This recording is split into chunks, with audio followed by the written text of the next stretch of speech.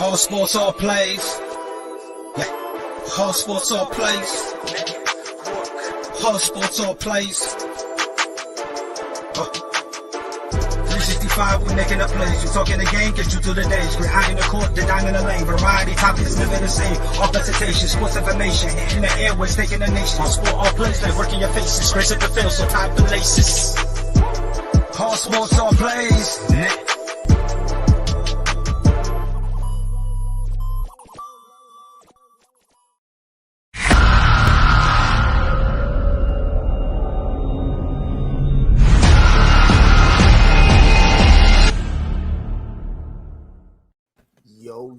Yo, ladies and gentlemen, your boy Pride's in the building. Welcome to another episode of ASAP in the Morning. I'm joined by Dustin, J. McLovin, Chris, a.k.a. Gonzo Sports Room, and Rob from Rob's 2 Cents. Dustin, how you feeling? Feeling good. Just want to wish Buda Baker a speedy recovery after the shot that he took last night from Cam Akers. So, by the way, so one of my boys was actually there. Buda Baker's fine. When they actually took him out on his way to the ambulance, he was actually moving under his own power. He was alert and everything. He was moving around. He was good. They actually let him, when he got to the hospital, he was so fine, they actually let him walk around for a bit. They actually took him off the support. They took him off the board, and they let him walk, and he was fine. No problem. So now it's looking more along the lines as it was a concussion. When you see a dude stiffen out like that, you're damn right you better bring out that fucking board. Hell yeah. Because, oh my God, it was brutal. The Snake Sports Talk Show, Kyler Murray is not ready for the playoffs. I think so. And you ready to hear the funny part? I thought the way Kyler Murray played, I thought that's how Joe Burrow was going to play. And the way Joe Burrow was going to play, I thought that's how Kyler Murray was going to play. Swear to God. I really thought that, and I don't know, man. We might be looking at Kyler Murray a little differently. Freddie says, anyone seen Jay Ness? He was in the group chat yesterday. He was in the group chat for a whole 5 minutes. He was in that group chat. So I just want to say that I was perfect on my picks. Yeah, Rob, I'm about to kick you out. Keep bragging about it. I was perfect the first round. Keep bragging about it. I'll kick you out so fast. Stop. All right, I'm already embarrassed enough, right? Because I said it was going to be a close game. I've never been so wrong before in my life. I said it was going to be a close game, and I said it was Cardinals. It was a Rams blowout, all right? I don't know how I got wrong twice on the same question, but I somehow found a way. Jay McLovin, how you feeling today? I am. Well, hey, listen. Kyler Murray took the spotlight off of Dak and his play in the end zone versus Dak running the ball from the middle. So I'm feeling pretty good, man. Hey, I feel like Jay Ness, you should have been here to take your crow, man. I'm really upset that you didn't take your crow because I took my crow. You should be there to take your crow. But I'm feeling good, Pride. To answer your question, I'm feeling great. Snake Sports Talk Show says, if it gets to an NFC West Championship game, Niners will make their way to the Super Bowl, but we shall see till then. It's interesting because a lot of people actually think the Niners could beat the Packers. You're one of those. We'll cross that bridge on Friday. Trust me. I'm going to have to think on it before I try to determine whether or not somebody's crazy or not. Because the Niners game, that's the definition of a trap game. That is the definition. Aaron Rodgers, historically, when it came to the Niners and Packers, Niners always has had the upper hand. And Aaron Rodgers is famous for choking in the playoffs but never taking any blame. Meanwhile, Brady loses the Super Bowl throwing over 500 yards and nobody says anything. You know, it's all Tom's fault. Chris, how you feeling today? Oh, I'm feeling good other than I was like you. I had that game last night way wrong. I thought it'd be a close game. I couldn't believe the Rams just blew them out like that. I'm just glad I'm not a Cardinals fan. I think Cliff Kingsbury got exposed some last night. Matter of fact, Chris, put a pin in it. Because that's listen, I got a lot of questions to ask about this game because there's a lot to be asked. We need answers. But before we get there, Rob, how you feeling? I'm all good, Pride, man. You know, great to see you guys again. The boy that's hot, the boy Rob Scott. I just once again have to say I was perfect on all my picks. Oh my God. Stop playing with me, Rob. But Stop you know playing what with me. though? I think it was my little soliloquy yesterday to the Los Angeles Rams. I gave them some motivation. The defense finally showed up. You know the stars align when Aaron Donald could choke a dude and not get ejected. That's how you know y'all got this game in the bag. Aaron Donald out here choking dudes, and the rest of the flag. And listen, Aaron, like close your eyes, take this trip with me. Aaron Donald was choking. I think it was Humphreys, right?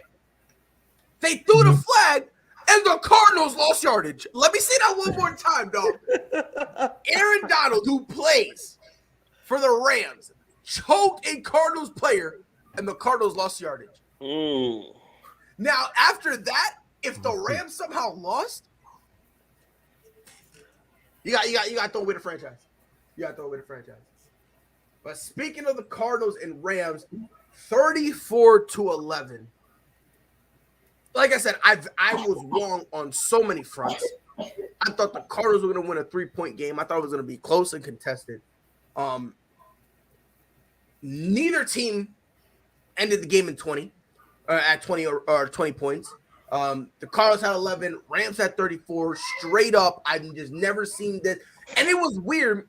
By the way, I was watching the watch along. He's on Fire podcast with Evan. Shout out to Evan, but man, he looks so defeated. He really did.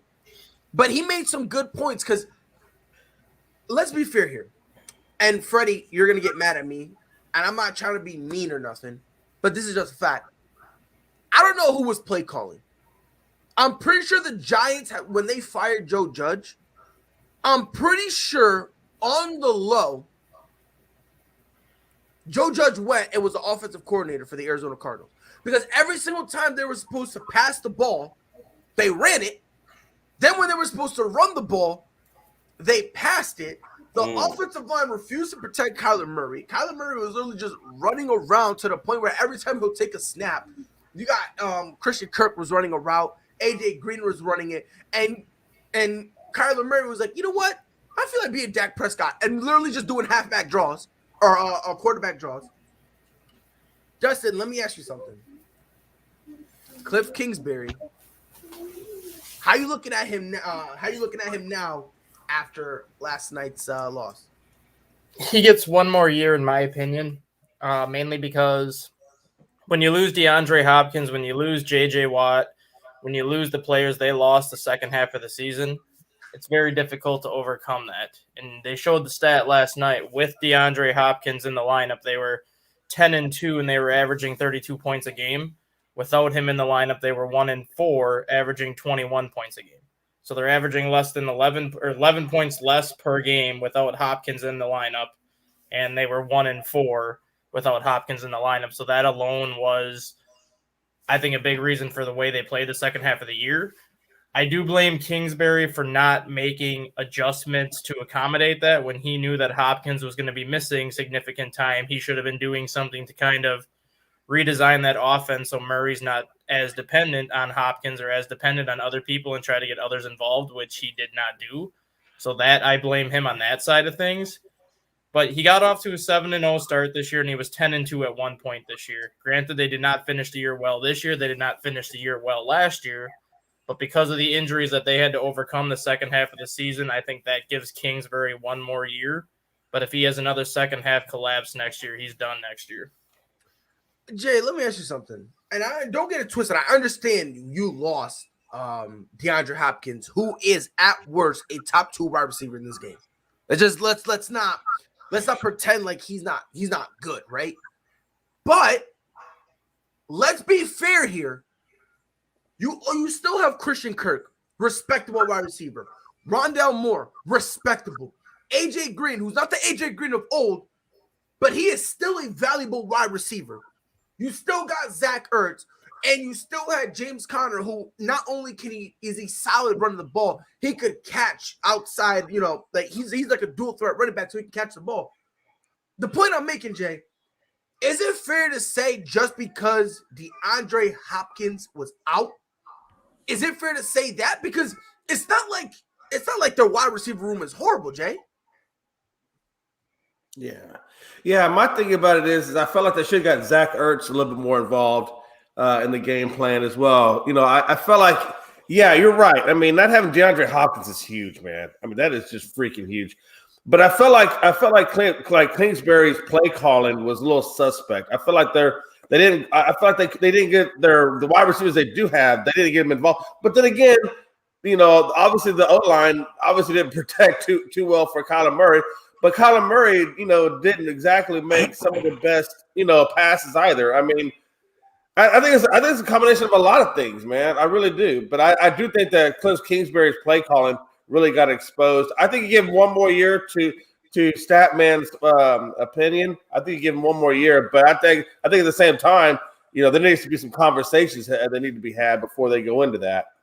Right. And again, to Ray Bond's point, Brady lost AB and Godwin.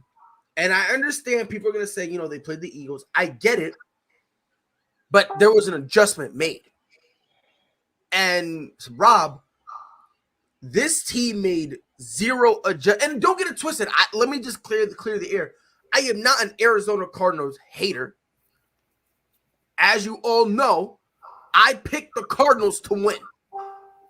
So I don't want no one saying that I'm a hater, but Rob, this team made absolutely positively zero adjustments offensively and defensively.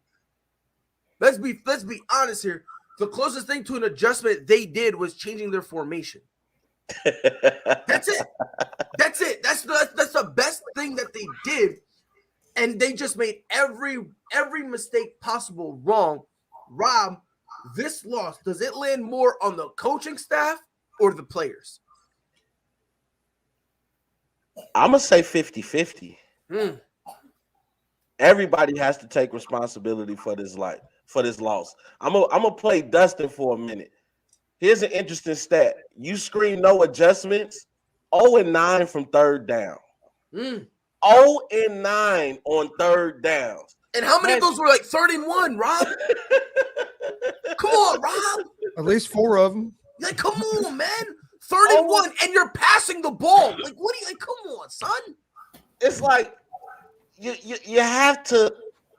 Somebody has to step up, whether it's going to be Kingsbury or whether you as the quarterback, Mr. Kyler Murray, you have to say, hey, we have to make some type of adjustment now. This defense is swarming the Cardinals. Jay, what's up, man? What's going on, y'all? We're not going to let you just ease on in the room. No, don't hold on. I promise I'm going to give him the floor. I'm going to give him everything. But you know what, though? Pride, let me say this. Go ahead. The writing was on the wall, kind of. If we go back to that Packers game versus the Cardinals, in which Aaron Rodgers was able to get the steal of the season, when you got the W without none of his 3 top receivers. It was Devontae Adams was out. Scantling was out. Lazard was out. Like, and a couple of the linemen was out too. If we're gonna be fair to Aaron Rodgers, a couple of his offensive linemen was out. And he was one of them. His left tackle was out. And but even in that game though, you know, we had offensive line out, we had DeAndre out, we had other things out as well. And you know, look, last night we got beat at the line of scrimmage and every freaking play. Yeah. So there's it's all this talk, all this nonsense I'm hearing about, well, Kyler Murray should have figured it out. You tell me what quarterback in the NFL has the ability to figure out hike. I can't even get to my third step. They're already in the backfield. I can't step forward because Aaron Donald is standing right there. Then I got Von Miller ripping my right tackle, ripping him. DJ Humphries took a play off because he was tired. What offensive lineman do you guys know that goes to the sideline because they're tired? What offensive lineman gets a sub out? So tell me one. Hold on, Pride. I ain't done yet. Wait. You just asked the question. No, it was a rhetorical question. Oh, It okay, was okay. rhetorical. My fault. And, And I was about to start answering your question. no, it was rhetorical because there's no answer for it. They don't do that. They don't do that. There's no offensive lineman sub. We don't see offensive linemen subbing. Yeah, we do. So DJ Humphries with no Pride. I heard that. What offensive lineman subs? Tell me one. What's his name? Time out. Hold on. No. I don't want to time out or hold on because you're giving him rest. He's tired. Remember, he's tired. Who's subbing in for him? He's tired. Every single offensive lineman is Quentin Nelson, who literally thrives off of no energy. Hey, Not I'm gonna take every this. offensive I'm lineman is gonna like take that. one. I'm gonna take one out of I'm Freddie's saying- book. I'm gonna take one out of Freddie's book. Here's the goalpost. You did like this. You All right. just no. No, You we're not just talking asked. about one person. We're not talking about one.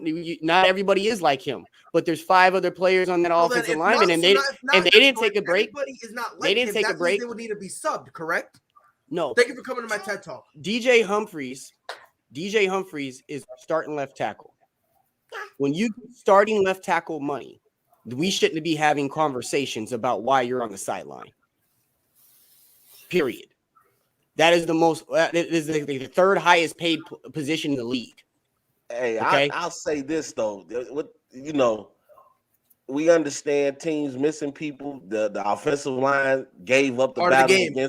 against the defensive line of the Rams, but there's no excuse for throwing an interception like that.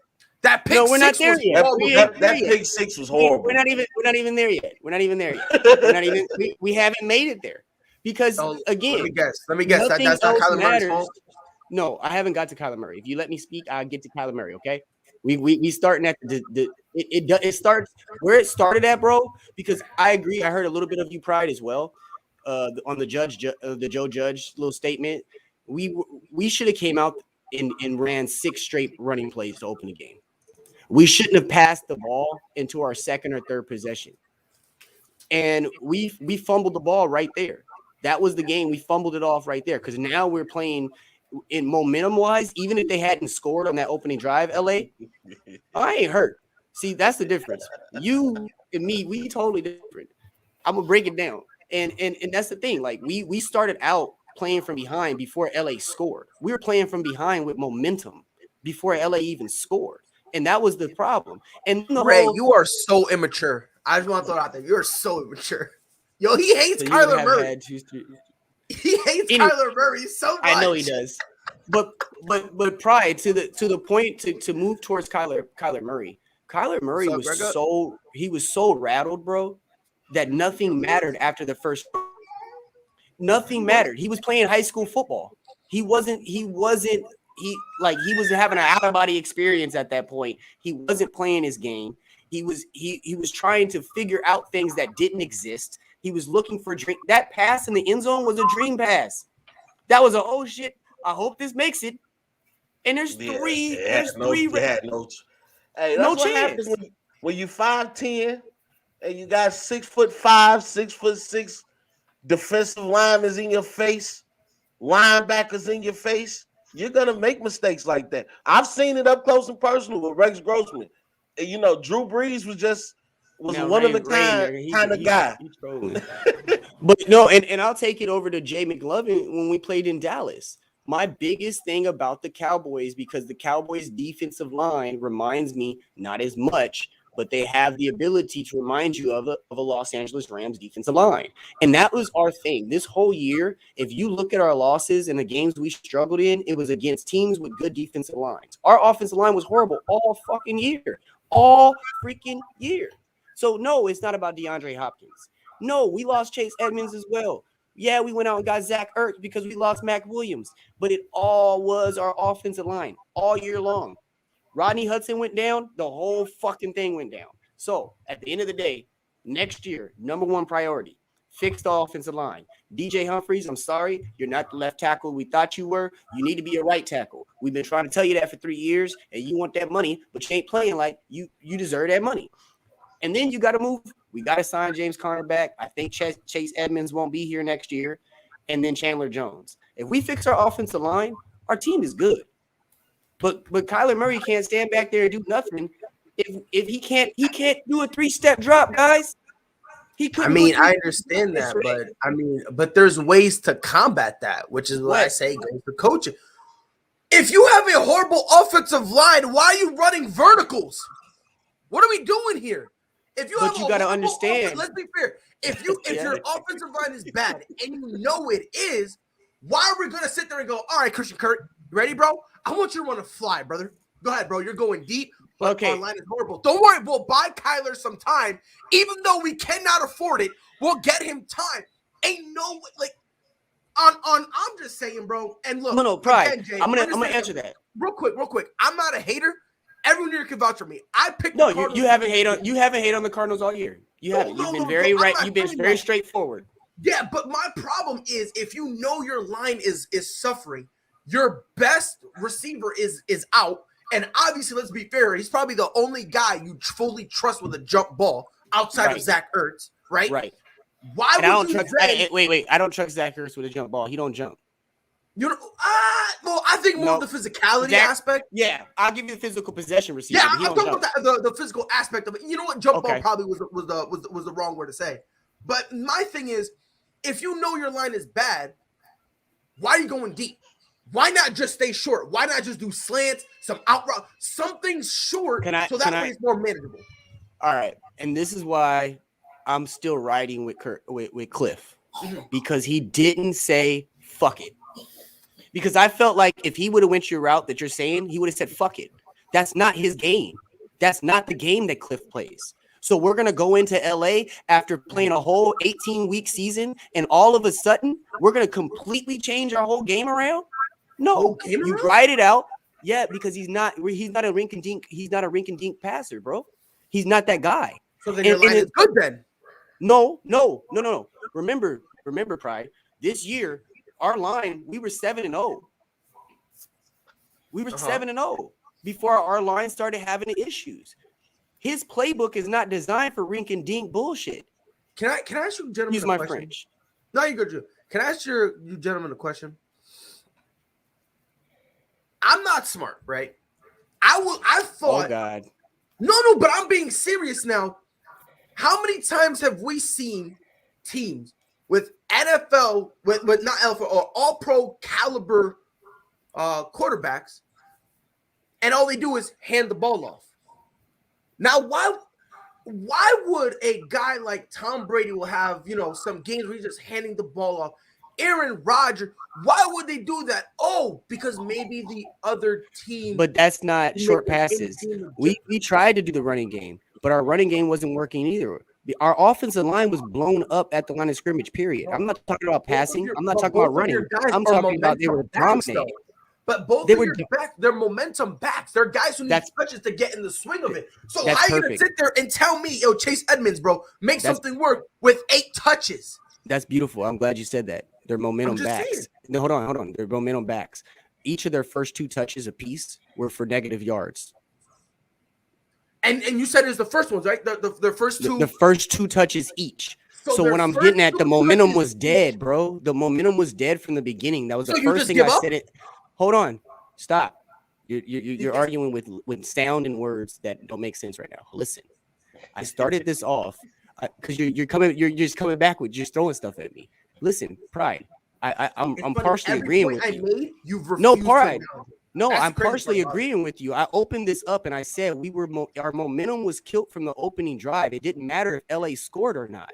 They killed our momentum that opening drive, and we never got it back. We were playing from behind before they scored. That's what I opened up with. I mean, you got more excuses than I thought I had with the Cowboys. How is that an excuse? Honestly, Jay, or not Jay, Jay McLovin. Honestly, you're more upfront about it. How am I? Wait. How is that an excuse? You're like, we took a flaming L. We played horribly. I just said that we were beat from the opening drive. Jay, you were blown out. There was no fight in your team. At least the Cowboys fought. You had no fight. You were horrible. You are who we thought you were. So time out. You are who we thought you were. So wait. So because I didn't use. So wait, I'm so just since saying, we take use- Terrell.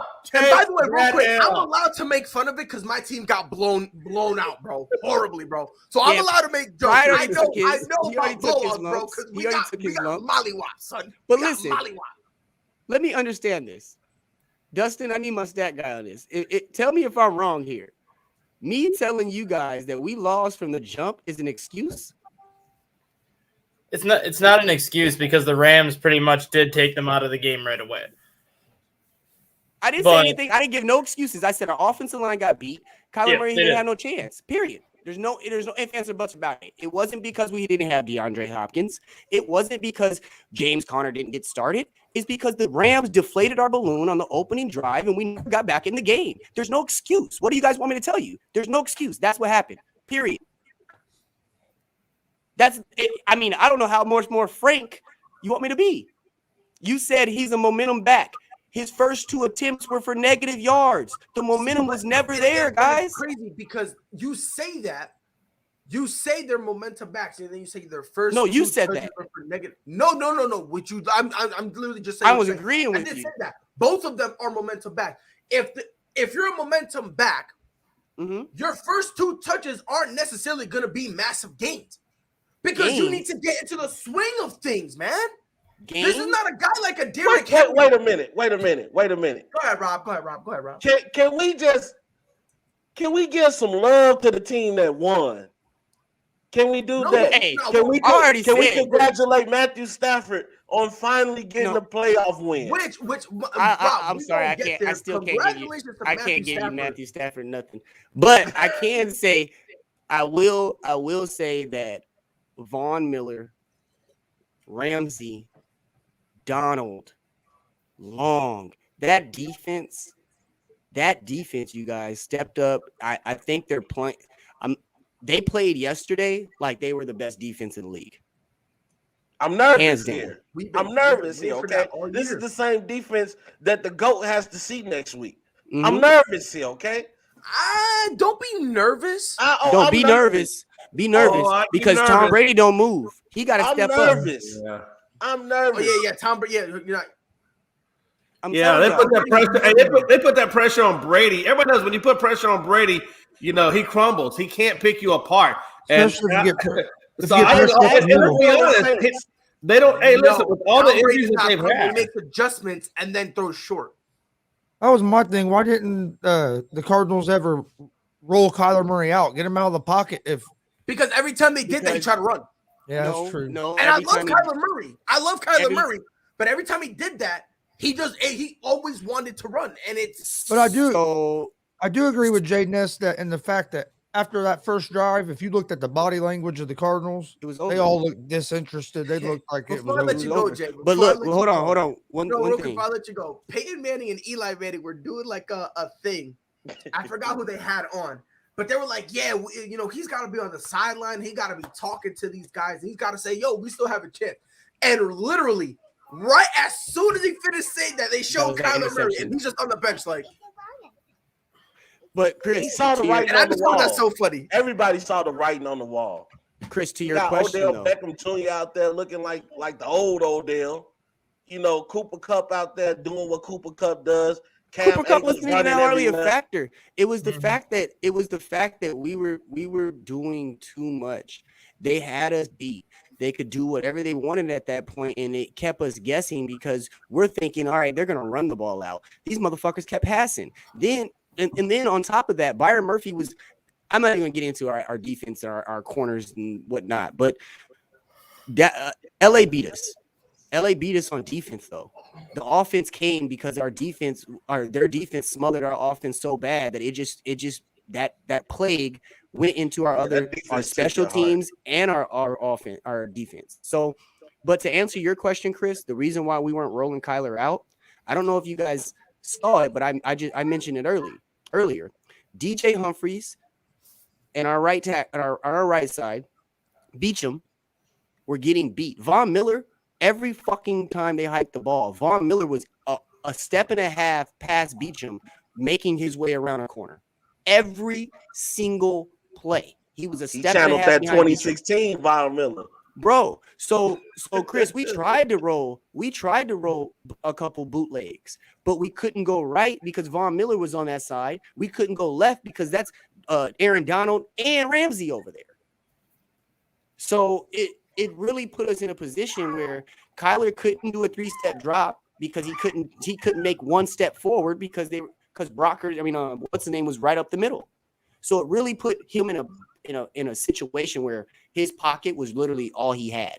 And like what Jay was about to say about Tom Brady, next week, Tom Brady's pocket is all he has. If it's not protected, it's over.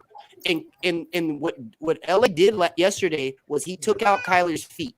And if you take out Kyler's feet, he's a regular quarterback. And that's what happened. I'll tell you this though, the only thing I can see with Tom Brady is he does have the receivers who understand how he wants to play.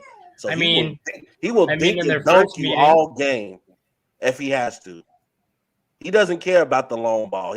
If we get it, we get it. But he will dink and dunk you all game until that middle loosens up and Rob Gronkowski gets free, and then you're in trouble. What do you understand, Mr. Stat? In their first meeting this year, Tom Brady threw for 432 yards against the Rams, and the Rams still won by 10. Yeah. So the Rams will let him throw all day, and they still put up 34 points on Tampa Bay and won by 10 because they held the Buccaneers to 30 yards rushing. And Mr. Stat, that was before Vaughn, wasn't it? Yeah, that was before Vaughn. That was the last game before they got Von Miller.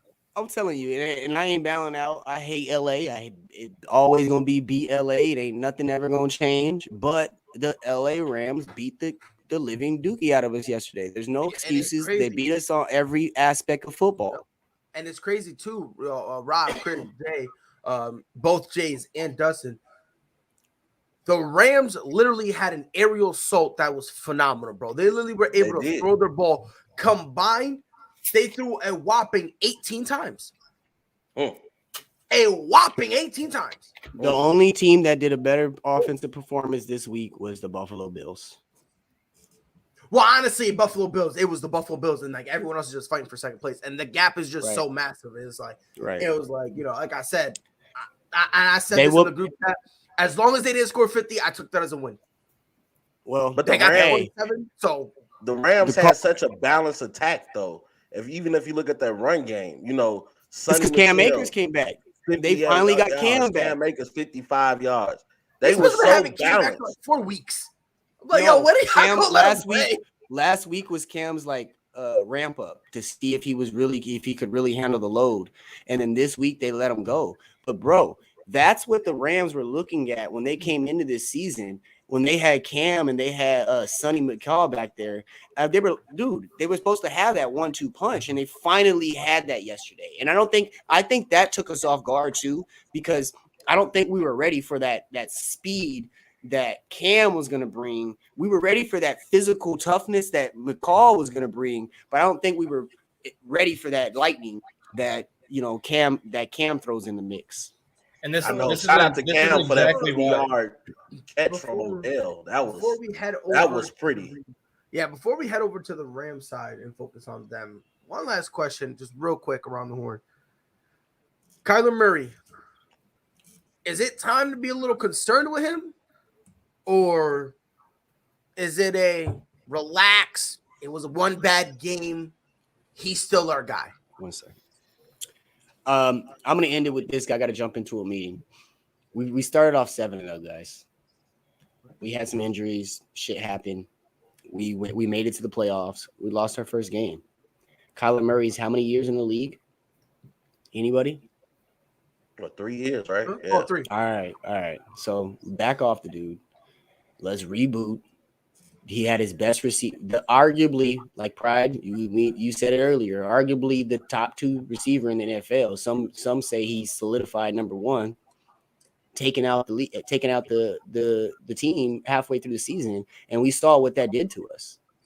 So what that tells me is we were way too top heavy on the receiving end.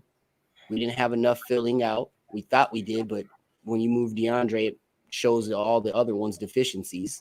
And then, there was also some bad play calling. So no, the verdict ain't, we're still good with Kyler. He's still going to do his thing. We just got to revamp. Period. He's better than Baker. Whoever put that stuff in the comments, that was disrespectful. Yeah, I know it's that's disrespectful to Baker disrespectful, Mayfield. I agree 110%. I mean, Pride, mute yourself. Yeah, but hey, it is going to have to come to a point though where we stop blaming injuries because everybody was injured. I mean, you look at Tennessee Titans, you lose pretty much your offense. You lose Derrick Henry, and you still finish the number one. And Julio. When do we stop blaming injuries? Hey, has Tennessee Hey, played yet? real quick. Hey, can we all say that Jay Ness is rattled when we get some F bombs, the BS, and the S word? I'm just gonna put that out there. You know, Jay Ness is rattled when he starts cussing. Okay, that's just a telltale sign that he's rattled. You got me. But go ahead. No, I want to put a shout out to Mr. Snake in the audience down there in the comment. The Snake from Sports Talk. But yeah, no, I'm gonna bow out, y'all, because I got a meeting to go to. But y'all got me, Jay. We on the same seat. Pride, I ain't talking to you for a week. Rob, you ain't got me mad enough yet. Mr. Stat, help me out tomorrow with some give me some historic stats. And Chris, good to see you again, bro. All right, Jay, my guy, be safe. So I'm assuming is everyone here kind of on the same page? Is it time to give up on Kyler Murray? Is who he is, or are we just gonna say, guy's still young, let's give him some time to figure it out? No, he's young. He's young, yeah. 3 years in the league, you still got to give him some time to develop. Because it's not because he's still on his rookie contract, correct? Yeah, he's got 1 year left plus the team option, so technically 2 years. So technically, because the team's definitely gonna pick up that option. Interesting. You gotta give him. The quarterback position. That's the hardest position in the NFL. Yeah. It's a very hard position, especially with his limitations, his height limitations. And if you don't have the offensive line to protect you, that's gonna happen every time. So he went up against an onslaught yesterday. The Rams came out on a mission. Yeah, and the thing is too, he was collateral damage. The thing is too, like they always say, when you have a new head coach in the NFL, it usually takes 3 years for that coach to kind of show you what he is. So when Murray was drafted, it was Kingsbury's first year. Kingsbury had to get rid of the system that Sean Wilkes put in place before he got there. So that's why everyone really struggled that first year. Year 2 is basically Kingsbury implementing all the players he wants for that system, trying to get that system to work. And they got off to that 8-6 start before finishing 8-8. And then year 3 is always the year where you're supposed to see like all the changes that the coaches made. Cardinals were a vastly improved team, no matter how anyone wants to look at it. They improved a lot from year 1 to year 2 to year 3. So obviously the system that Kingsbury has put in place is working. Now it's just more about getting that consistency, fine-tuning the pieces they need to fix, and going from there. That's why you can't give up on Murray yet, because he's a product of the system. There's not another quarterback that I don't think that can fit well into the system that Kingsbury has. Interesting. That's very, very interesting. Jay, do you agree that, it's only been 3 years? I mean, again, he's still on his rookie contract. Don't you think we got to give Kyler Murray some time? Yeah, I think you do give him some time. I mean, he's proven. I mean, he's shown that he has flashes of brilliance. So I think into Stat Guy's point, man. I think it takes about 3 or 4 years. So, and obviously to Jay Dess's point, the offensive line does need help. It does need work, and he went up against a hell of a defense, man. I mean, honestly, that's a scary defense. So I think you do give him a little bit more time, and I think we'll wait and see what happens. But I think you get more time. Interesting. And Chris, do you agree? Are you gonna complete the full circle here? Yeah, I agree. I think they're going to at least give him at least 1 more year. Interesting. And see how he does next year, and then decide if they want to pick up that option. Interesting. But I'm not a big Kingsbury fan. Though.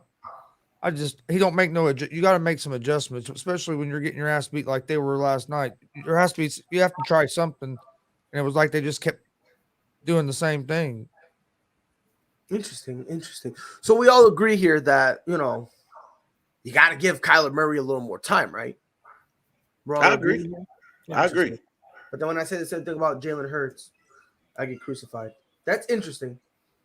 Very interesting. So the next time we have a Jalen Hurts conversation, how quickly the energy will change.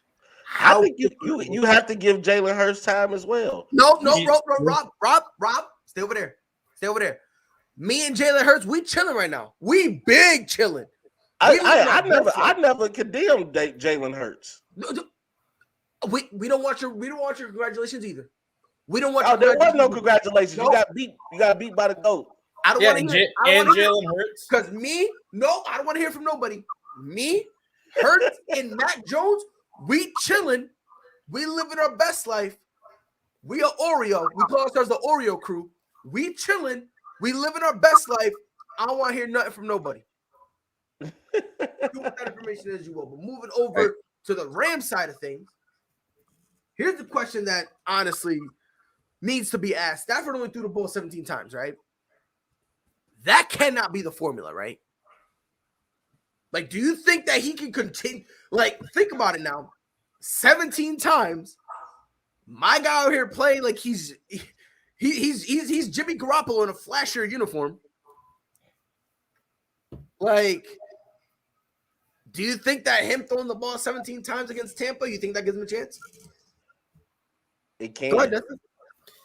This was the exact reason why I picked the Rams to go to the Super Bowl from day one. You have the defense that the Rams have. You have a quarterback in Matthew Stafford who can beat you with his arm. And you have a reliable running game that he can count on, which is something he never had in Detroit. If you have Matthew Stafford throwing 40 to 50 passes a game, he's going to make mistakes. He's going to throw an interception, maybe 2 interceptions. And yes, he's going to get the yards and the touchdowns with it. But he's going to make mistakes with the more passes he throws. For the Rams to be the most successful version of themselves, Stafford needs to be in that 20 to 30 passing type of game, so around 25, 30 passes, and then they can get in 30 carries to Akers and Michelle and whoever else they want to use. That defense is good enough to shut anybody down, as you saw last night, and they limited Stafford to 17 passes yesterday. Made very minimal mistakes. He had a couple throws that he underthrew, a couple throws that he overthrew, but he didn't make any mistakes. And if you get mistake-free football from Matthew Stafford, that quarterback play that he can give you is good enough to get the Rams to the Super Bowl. Jay, I was always told that Matthew Stafford is one of the most undervalued talents that we've seen in a while, right? Isn't it bizarre that they traded Jared Goff, they got Matthew Stafford, and now Matthew Stafford, in order to give them their best chance to win, has to throw under 20 passes? Let that sink in. The guy they imported, the best game you could argue that they played, especially in the second half of the season, Matthew Stafford threw less than 20 passes. He had less than 20 attempts. Isn't that kind of a knock on him? I don't know, man. I mean, look, isn't some of that Sean McVay play calling? I mean, honestly, I think that was just their game plan, and their game plan worked. I don't think, like, to their credit, they have a good running game. They really do, and I think I don't think he has to do more than what I think he just fits in the system.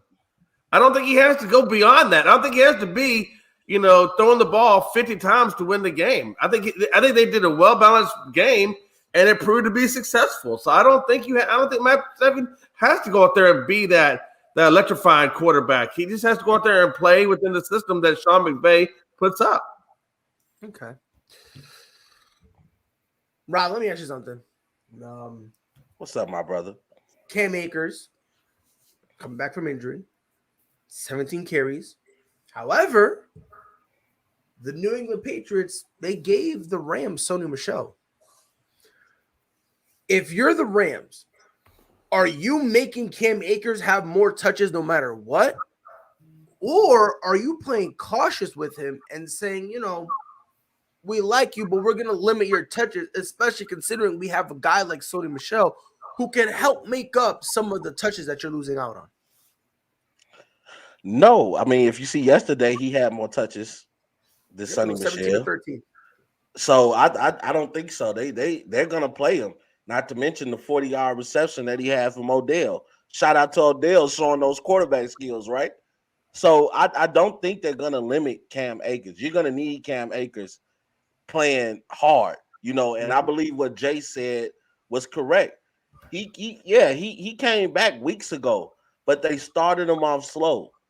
And then last week, you kind of put the pressure on, and then boom, now it's this week. It's time to play. You ready to play? And I think that two-headed running game is the reason why you can get away with Matthew Stafford throwing 17 times. Not to mention, your defense is going to put the pressure on the opponent's offense anyway, where you don't have to panic and throw every down. Like Dustin said, that's how you lead to turnovers. We know Matthew Stafford is prone to take the big one. He's not afraid to get that ball downfield. You don't want him to have to feel pressure to do that, because once Matthew Stafford feels that pressure, then I think you're going to see Detroit Matthew. He didn't have any pressure yesterday. When he saw his defense had that game under control, Matthew Stafford played free as a bird. Let's see now, when you have to score, because Tom Brady will put points on the board, can that attack work against the GOAT? That's the question we have yet to see be answered. Yeah, and to your point, Rob, Matthew Stafford led the NFL in interceptions this year with 17. 11 of those 17 interceptions came in games where he threw more than 40 passes in a game, which goes to show you the more he throws, the more prone he is to turning it over. You want to go back even a couple seasons? When the 49ers won the Super Bowl, they won the Super Bowl with Jimmy Garoppolo throwing less than 18 passes every single game. The Rams can play the exact same way because their team is built the same way. They have multiple running backs, a strong defense, and a quarterback that's efficient when you let him be efficient. Men lie, women lie, numbers don't lie. And he's tied with Trevor Lawrence in terms of the picks. Mm-hmm. Here's just a question I have. And again, I'm not a smart guy, at all. But Matthew Stafford this year, 618 passing attempts. He's got 17 interceptions. Tom Brady has more attempts, less picks. Patrick Mahomes, more passing attempts, less picks. I also believe in that range is also Aaron Rodgers. I believe Ryan Tannehill. I think Derek Carr is also in that range where he has more throws and less picks. Is it fair to say, Chris, that Stafford isn't really that dude we just desperately want him to be? Yeah, I don't think he proved anything last night that he hadn't already showed in Detroit. I mean, he only threw 17 times, and they're running the ball. That's the same formula that they done with Jared Goff. So why go out and get Matthew Stafford if you don't think he's going to be able to throw the ball to win you a game? You already had a quarterback that you felt that way about that could just be handing the ball off. And like everybody said here, when Stafford throws, the more he throws, the more picks he throws. Well, one of these teams is going to stop the running game, and then is he going to be able? I don't think he's going to be able to make that big play. I think he's going to throw that big pick instead of making the big completion. That's an interesting point, Chris. That's interesting. And Rob, to Chris's point, last night, I'll be honest, there were two passes that should have been picked. There were two passes that Stafford threw that should have been picked. But for some reason, the Arizona Cardinals thought it'd be a great idea before they started the game to put butter on their hands. I don't know what it was, but the defense thought that was a great idea. I don't know, man. I don't know. And I kind of lean a little bit towards Chris. Matthew Stafford didn't really prove anything. If he proved anything, it's not that he's a playoff caliber quarterback. He's a game manager at best. Yeah, that's really all he proved. Mm-hmm. And if you don't believe me, like Rob, let's be fair here, dog. They were airing the ball out more with Jared Goff. Yeah, you know what I mean? They're airing the ball out more with Jared Goff. The offense looked way more fluid. All of a sudden, Matthew Stafford, 17 times, and I thought he was going to throw the ball 25 times, right? I don't know, man. But look, I'm just here to quote the great Marshawn Lynch. I'm just here so I don't get fined. That's how he played. That's how Matthew Stafford played. 100%. Well, it's going to be interesting against the Buccaneers because he's going to have to throw the ball more. According to covers.com, the Buccaneers are third best in the league when it comes to stopping the rushing game.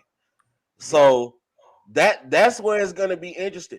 If Sonny Michel and Cam Akers cannot run the ball, and you do put the ball in Matthew Stafford's hands more, is that going to be more hurtful or more good or more harmful to the Los Angeles Rams? And that becomes the dilemma, right?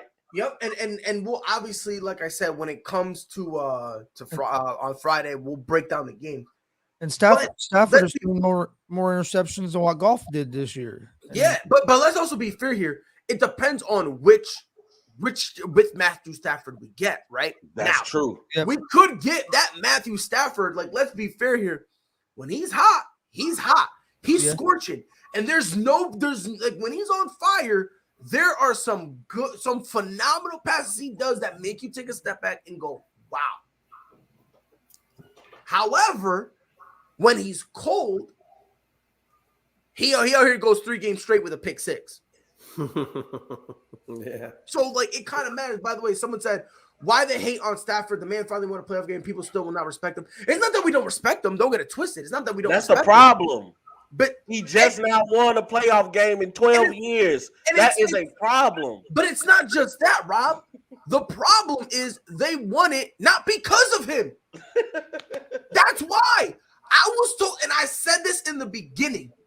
Why would you trade for Matthew Stafford? All you're doing at best is taking a sideward step because the system does not call for a guy like Matthew Stafford. I've been saying it, and people don't get. Listen, you can get mad all you want, Mike. I don't care. I really don't. But at the end of the day, this system does not call for a guy with a cannon. That's not how this offense is built. This offense is built for we're gonna have a run game and we're gonna have a guy who's respectable. Right. That's it. You don't need no top 5 quarterback. You don't need a Tom Brady there, or Aaron Rodgers. You don't need any of that.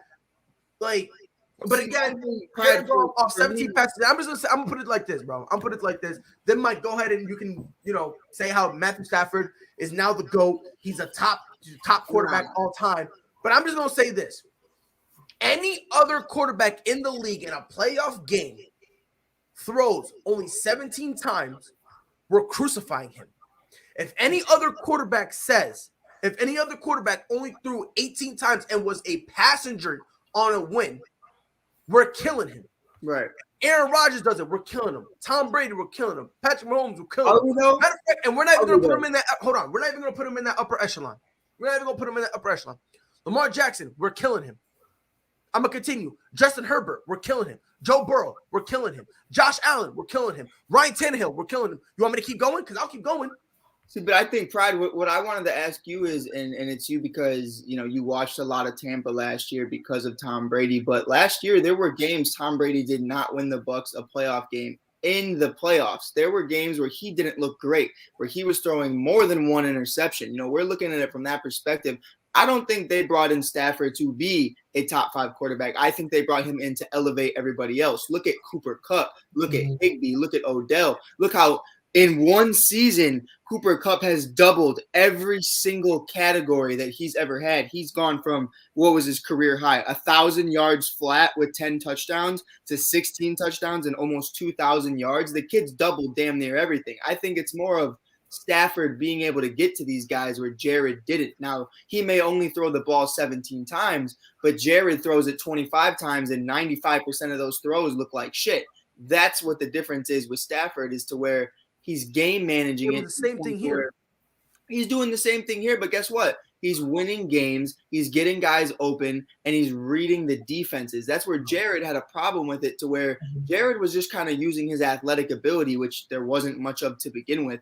And it's the point to where Stafford understands what he's doing. Stafford understands he doesn't need to force things 24/7. And as of late, Pride, I'll give it to you. He has been forcing things. Things have not been good. And I think you're starting to see where McVay understands that. He's starting to see the pressures getting on. The pressure's real as the season got later. And I think it sounds horrible because it's a guy into his 30s and he shouldn't be like that. Jay McLovin says it all the time. You got to be ready to win. You got to be ready to do this, whether you're a rookie, whether you're Tom Brady. But I think it's real. You spend so much time in Detroit that, the playoffs are coming and you start to play like shit. I would play like shit, whether it was the week 1 or week 15, because I just can't handle the pressure like that. But I definitely think Stafford at the end of the day, there's going to be times in the playoffs, at least this year, in my opinion, where he'll win you a game. And then there's going to be other games where it's the run or it's Higbee or it's Cup or it's the defense or it's McVay making a great play. I think collectively the whole team just fits well. I wouldn't say it's like a Rodgers situation to where it's always Rodgers winning you the game. Mike, can we also agree, though, that yesterday Matthew Stafford had absolutely no pressure on him? Not at all. Yeah. At all. So, again, what do you mean by that? He had no pressure. Once he saw that the game was under control, the pressure to win his first playoff game, I think it went out the window. Oh, so you're talking about when it was becoming a blowout that the pressure was gone. He had no pressure. Yeah. Did you think he meant like actual pressure, like by the defense? I thought no. I thought you meant like before the game. No, yeah. That's what I thought Rob was talking about before the game. I was about to say, nah, homie, he had like an immense amount. No, he had immense pressure on him before the game. As the game started to flow, and he saw, hold on, my receivers are getting whatever they want. Hold on, my running backs are getting whatever they want. Wow, look at my defense. They are suffocating Kyler Murray. Right. I don't have to do anything.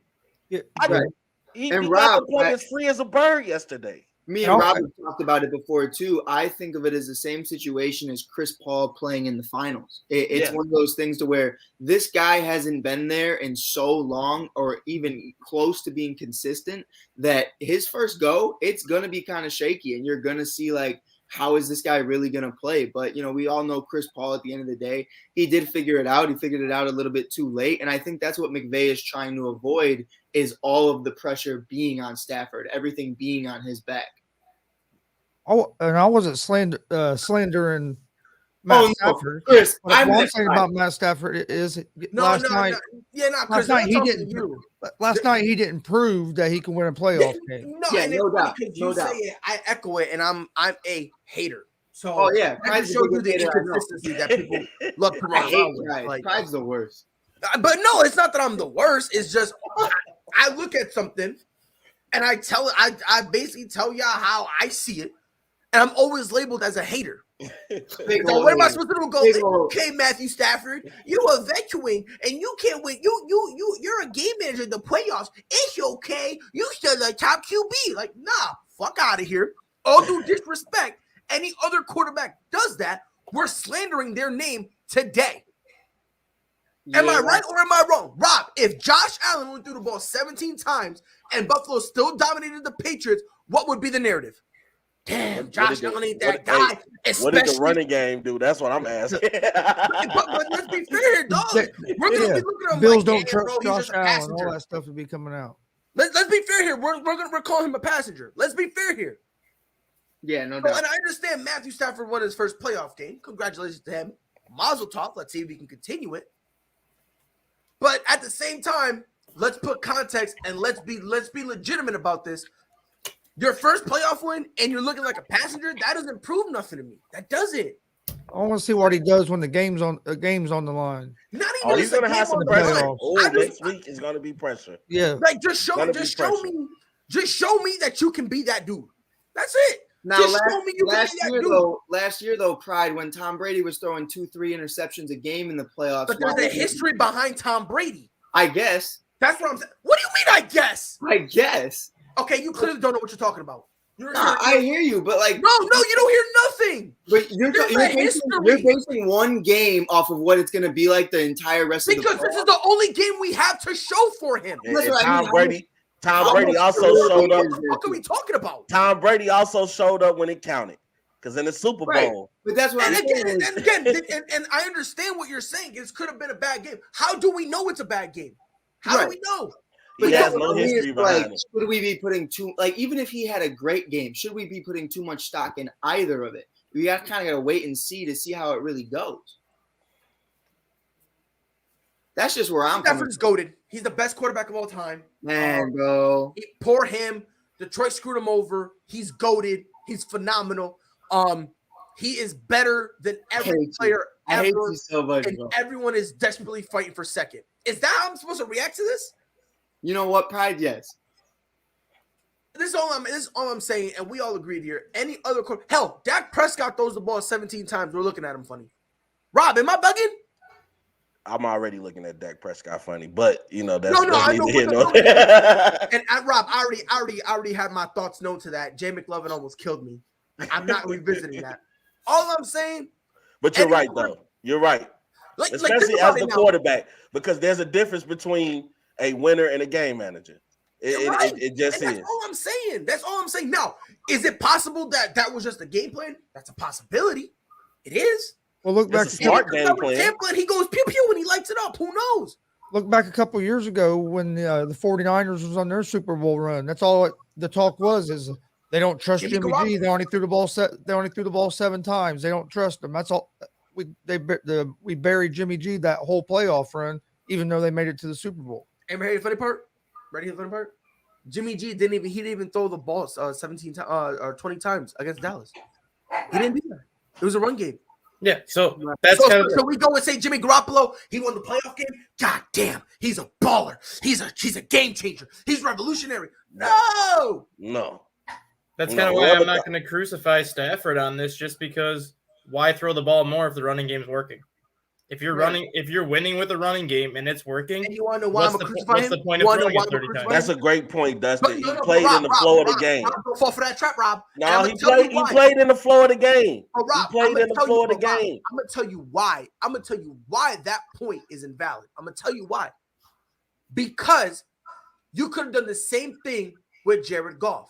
You could have, yeah. When y'all traded Jared Goff and got Matthew Stafford, y'all said we need to throw the ball. Yeah, I agree. And the guy we have. Can I ask you a golf question though? Go ahead. Just really quick. So last night though, he throws the ball 17 times and still has a 154 rating. Does Goff have that rating if he throws the ball? In that offense, yes. No, in that offense, yes. No. He had been in that offense. No. In that offense. It's the same offense. I think Jared Goff would have threw away the game. I'm just trying to make sure y'all not saying with Detroit. No. I'm because saying with Detroit, he's not getting that. I'm saying Goff. With that same team, is Goff throwing it 154%? I think so. I think that's possible. No. I think it's possible. I think it's possible. No. I think we're truly forgetting why these guys lost the Super Bowl to the Patriots in the first place. And he threw away the game. Like, Goff was not that guy. Goff did not step up. Goff was not in the Super Bowl, he was not that guy. Correct. He wasn't in the Super Bowl. He wasn't even that guy in the playoffs. Right. Smoking herbs, dog. He was solid for what they wanted from him. Was it not Todd Gurley's offense, though? Yes. There's no debate there. That's so what I'm saying. You're not that guy. But that's why I'm saying Goff in that system. Right. In that system. I just don't think he didn't even flourish even when they made it easy for him, though. You know what I mean? I'm not saying. Listen, let me do me a favor. Do me a favor. Somebody, Dustin, you're the stat dude. Holla at me when my guy Jared Goff throws 3 pick sixes, 3 games straight. Holla at me when that happens. Holla at me when he wins more than 1 game in a row. Bro, hold on. You're banking on Matthew Stafford, who can't spell playoffs. That's who you're banking on. No wonder. I'm gonna share pride. Second round, baby. Second round. Hold on. Dustin got a stat. So the 2018 Super Bowl run for Jared Goff had a passer rating of 71.7, 712 yards passing, and 1 touchdown and 2 interceptions in 3 games. And that's okay. But that's what I'm saying, though. He got the Rams to the Super Bowl playing like crap, basically. Matthew Stafford is going to get the Rams to the Super Bowl playing the way he did last night, because he's not going to play worse than that. We'll see. And I'm going to tell you this right now, Dustin. I'm going to tell you this right now. When they don't make the Super Bowl, pull a Kyrie Irving and go on a sabbatical. Go on a sabbatical. I will. Because I'm telling ya, they're not making it with Matthew Stafford. Matthew Stafford don't fit. He just don't. Everything he does, everything he thrives in, does not mesh well with this Rams team. If you don't believe me, that's okay. That's fine. But understand something. When they sipping at home with my Patriots, guess what? I'm going to be here laughing at all y'all while y'all stutter to find excuses on why Matthew Stafford. No, the only reason I don't have Matthew Stafford beating the Buccaneers, so the only reason no, Rob, you're encouraging him. So you would. oh no, you know who I chose. It's GOAT talk, baby. I'm riding with Tom. Who, Aaron Rodgers? I'm riding with Tom through the end. The only reason why I brought up that stat about Jared Goff was during the 2018 regular season, he had over 4,500 yards passing, 40 touchdowns, and 17 interceptions. Very similar numbers to what Matthew Stafford put up this year, but they kind of changed the way they wanted Goff to play in the playoffs. Maybe this is how McVay wants to play in the playoffs because he knows this is what got him to the Super Bowl in the first place. I'm not saying that's not going to change next week against Tampa Bay. And if they beat Tampa Bay, I'm not saying that game plan is going to change against Green Bay or San Francisco. But this was the game plan that McVay had when Jared Goff got him to the Super Bowl, despite Jared Goff playing outstanding that 2018 regular season. If that's what worked for him the first time in the playoffs, maybe this is just how he feels comfortable having the playoffs. If that's the way Sean McVay's looking at it, that's stupid because why would you then trade Jared Goff? Because if you look at his 2 years after that. First team, anyway, and by the way, someone said, only one team wins the Super Bowl, right? Probably lots of people said the team in the end. I'm saying one specific team ain't going to make it, period. Yeah, right. The Rams ain't not making it, period. Pride, but what happened when they made it? Goff fumbled the bag. So did the offense. Hold on now. He did the Dennis Schroeder. The bag, and I saw that Super Bowl. I was watching it, and I said, "This was one of the best Super Bowls I've ever seen in my life." Where's the majority of the guys from that offense? It's just really Cup left, and the because Todd Gurley fumbled it bad. Like, let's be honest, Rob. If I'm bugging, you saw that, bro. Everyone fumbled it, bro. Everybody. Yeah, you can't put all that on goal. That offense. That offense was it got shut down. Defensively, the Rams stepped up. Offensively, was it Jared Goff? Yes, he needs to wear some of it. But everybody who had a hand in it, including Sean McVay, no question. Hey, from now on, though, when we say fumble the bag, you have to say is you Dennis Schroeder. Schroedered it. You Schroedered it. No, but Rob, that's a whole different bag. He didn't fumble his bag. He actually did it. Who? Dennis Schroeder. He didn't fumble his bag. You know what you mean? No, you want to know what he really did? What'd he do? He paid for mental ease. That's what he did. Imagine him on that Lakers team right now. Oh my God. Oh my God. Oh my God. He would take crucified, bro. Crucified. Oh my God. But no, I think he would have been playing horrible. Hey, I understand you paying for a peace of mind. I ain't trying to give up $81 million for it. Oh, I am. You want to know why? You want to know why, Rob? Because I want to be alive tomorrow to spend it. You feel me? I ain't trying to have no shicey stuff happen. I ain't trying to have no random dude in the thing buy me a beer. Next you know it was spiked and I'm out there tweaking like I'm Kendrick Lamar. Trying to hit my first bump, bro. They beat Utah. Bro. They beat Utah last night. You saw Russell Westbrook get big on Gobert? You saw Russell Westbrook go big on Gobert? He went big fish hunting. He yammed it. I give him that good. Listen, that was one great play. Now I can bring up like 15 where he shot from the mid-range and hit the top of the backboard. Yo, Rob, they got compilations for that, Rob. Go to YouTube. They got compilations for it, Rob. Oh, I know. Also on Undisputed, they call it the Russell Westbrook blooper reel. Like, let's be So Jay McLovin and I were talking, and this was just, I think, last week on our show on Thursday. And it was one of those conversations that are really fun to have because we talk about it all the time. Stafford's not throwing over 300 yards. He's not throwing over 20 times consistently. But we noticed, we were doing over the stats, and I think, Dustin's going to be real proud of me here. We noticed Aaron Rodgers 11 times this year has thrown under 250 yards. So do you think like that's a shot at Aaron Rodgers now, the same way we're talking about it with Stafford is, you're not actually being the one that wins them games. But at the end of the day, the game plan's working. So don't you think at the end of the day, I'm not saying Stafford gets a pass for not having an amazing game, but he thrived in what he wanted him to do. And if it's getting you the win, then I don't really see a problem with it. The same way I'm still giving Rodgers the MVP, even though you threw less than 250 yards 11 out of 17 times, and we're still saying he's clear-cut MVP. I'm not saying that. I'm not saying he's clear-cut. That's the narrative, though. You know what I mean? No, but let's be fair here. It's clear-cut for one or two reasons. Either one, you hate Tom Brady. Right. Or B, you're an Aaron Rodgers fanboy who feels bad for him for some unknown reason. Right. Let's be fair. The only reason it become this narrative that he's a clear-cut MVP was because Hub Arkush, he came out and said, I'm not voting for him. Right. Let's be fair here. You hear what I mean, though? No one's really voting for Aaron Rodgers. Let's be real. It's weird, though, how to me it's like, oh, Rodgers is having a phenomenal season. But in all reality, he's doing what Stafford did in one game. And he did it all season long. I've been. You know what? And I won't say this. Yelled at all the time. I can't really say Matthew Stafford had a bad game yesterday. No, I'm not saying it's a bad game. He didn't have a bad game. He played a great game. It's a game manager. It's a game manager game. But the game dictated him to be a game manager. I don't know, man.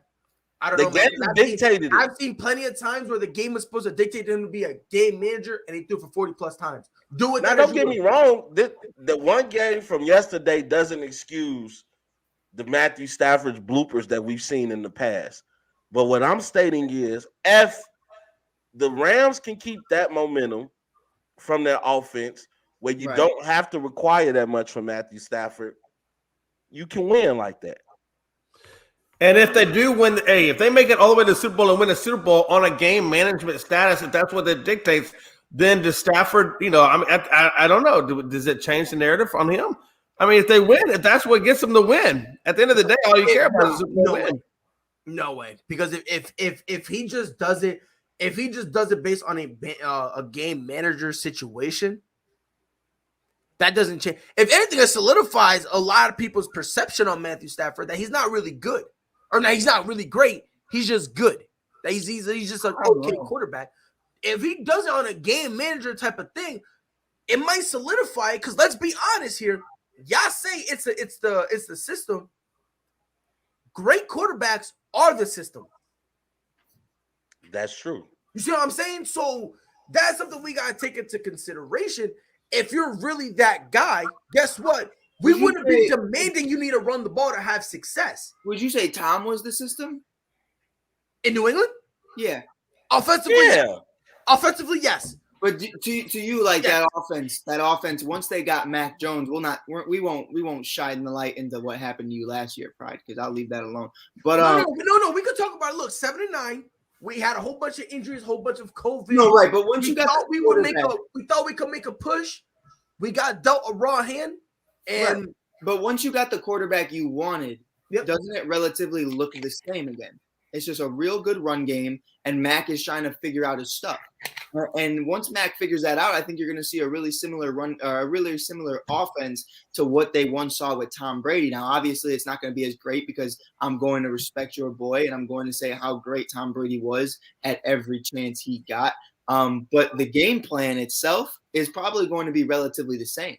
And I think at the end of the day, more times than not, like I get what you're saying. Quarterbacks are the system, but there's a reason Aaron Rodgers doesn't make it to the Super Bowl is because once defenses prepare solely for Aaron Rodgers, there's no game plan. There's nothing for these guys to do. So I think what McVay is trying to avoid is defenses that just knock the absolute shit out of Stafford, and then that's game. This way, you can spread out the offense in so many different ways that the defense is head spinning, and you really don't know what to do about it. Here's my thing. Here's my pushback and my rebuttal on that. It's not really that, and I've been saying this before. Aaron Rodgers, unfortunately, and people get mad at me all the time for saying this. They cry, they complain. Aaron Rodgers, he won one Super Bowl, right? Let's give him that. But let's be honest here. He's not a dude who can, I want to be careful how I say this because people are gonna get mad, but he's just a more mobile Drew Brees. That's it. He needed the stars to align perfectly for him. He did that for 1 year. Now we're seeing a quarterback who hell of a quarterback, but he's not going to be able to get over the hump. Right. You feel me? And in that Super Bowl era, Pride, not to cut you off, but it was a systematic offense with Aaron Rodgers, and Aaron Rodgers just flourished a lot more. Correct. They won that Super Bowl. It became Aaron's offense, and they haven't gone back since. Correct. And to your point, go ahead. And to your point too, Mike, since the Packers Super Bowl run that year with Aaron Rodgers, he's 7-8 in the playoffs as a starter and 0-3 in the NFC Championship game. And He's an under 500 quarterback in the playoffs since he won the Super Bowl. Right, and he's a bad man. Get out of here with that shit. He's bad, all right. He's bad. By the way, Greg, just bear with us when we look at all the on Friday. We're gonna break down every single game and give our predictions on it. That's gonna be Friday. So just bear with I'm gonna us. try to jump on this Friday. We got a show going on. Nah, you got no choice, Rob. You got no choice. You got no choice whatsoever, Rob. You're gonna be here whether you like it or not. I can't. I mean, I'm working, but I'm wherever I'm at. I'm jumping on. Quit. Don't even give it 2 weeks notice. Just quit, Rob. But moving on to the NBA. Let's talk hoops. Yeah, bro. Look, the Memphis Grizzlies, 31-15. They're Lord, third Jesus. in the West. 4.5. They're 1 game behind the second seed, or like 3 games behind the second seed. Which is no, I lied. 1.5. I'm bugging. Words are hard for me. I apologize. They're 1.5 behind Golden State for the second seed, and then a whopping 4.5 games back from the number 1 seed. Dustin, let me start with you. Memphis. Do we got to start taking them a little bit serious now? They're 22-5 since their 9-10 start, and that includes an 11-game win streak. So yes, they need to be taken seriously. They're one of 3 teams that has 30 wins. All of them are from the Western Conference. They have John Morant, who's continuing to show that he should have been the number 1 pick during his draft over Zion, but we all know that there's probably not a single GM that wasn't going to take Zion at that time. So I guess John Morant kind of gets the last laugh at this point. They have guys like Jaren Jackson, who's a young star at the power forward position. You have JJJ. You have Steven Adams, who, say what you want about Steven Adams, he's the best. He's the best offensive rebounder in the NBA for a reason. He does all the little things that not a lot of people do, and the little things in the NBA is what helps. And then you have Tyus Jones as a backup point guard, who might be the best backup point guard in the NBA. Memphis is a legitimate threat. They play defense, they rebound, they get out in transition, and they can run, and they can shoot the 3-point shot when they have open shots. And we ain't even mentioned Dylan Brooks yet. Yeah, imagine and Desmond Bain. And Desmond Bain. Come on, man. And Zion Williams. And with the Bulls playing them last night, and we're seeing what happened. We're seeing what's happening with the Bulls right now. They got off to such a hot start, and you got to credit Billy Donovan and the way that team was able to get through the amount of injuries they've had to deal with this year. But with Lonzo Ball on the shelf right now, Caruso and Zach LaVine, the injuries are starting to catch up to them at the worst time just because. Trust me, just hold your thought on the Bulls because that's actually something we're going to touch on next. Yeah. Because you're starting to see a team that's been able to overcome injuries through the easy portion of their schedule, which credit them. They beat the teams they were supposed to beat. But now they're missing even more key pieces with Lonzo Ball, LaVine, and sometimes Alex Caruso as 3 starters, and you're going through some of the best teams in the NBA right now, and the results are showing. They just don't have enough overall depth to compete with some of these teams when a lot of their stars are on the shelf right now. I just sneezed. Bless you. Thank you. I appreciate it. I'm trying to work on my sneezes because my girl says I sneeze loud and obnoxious. I do. I'm not even going to lie. Like, I'm mad dramatic. Great, Pride. Don't let her talk to you like that. Facts, bro. I tried to tell her one time to don't ever tell me what to do again, or I was gonna hit her. I told her that. I didn't say that. I did not co-sign that. Nah. I ended up sleeping outside because she literally beat the bricks off me, and I ran outside. And by the way, this is real life. By the way, this isn't a joke. This is real life. She actually beat the bricks off me. I ran outside to avoid her. She locked me outside. So yeah, bro, I was camping on our backyard. It was the third night we moved into the new place.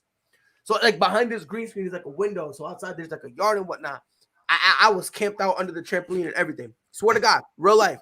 Swear to God, I was camped out under the trampoline. And then yeah, and then I woke up at like 2 a.m. I didn't realize I fell asleep. Yeah, Mike, this is real life. Mike. This is real life.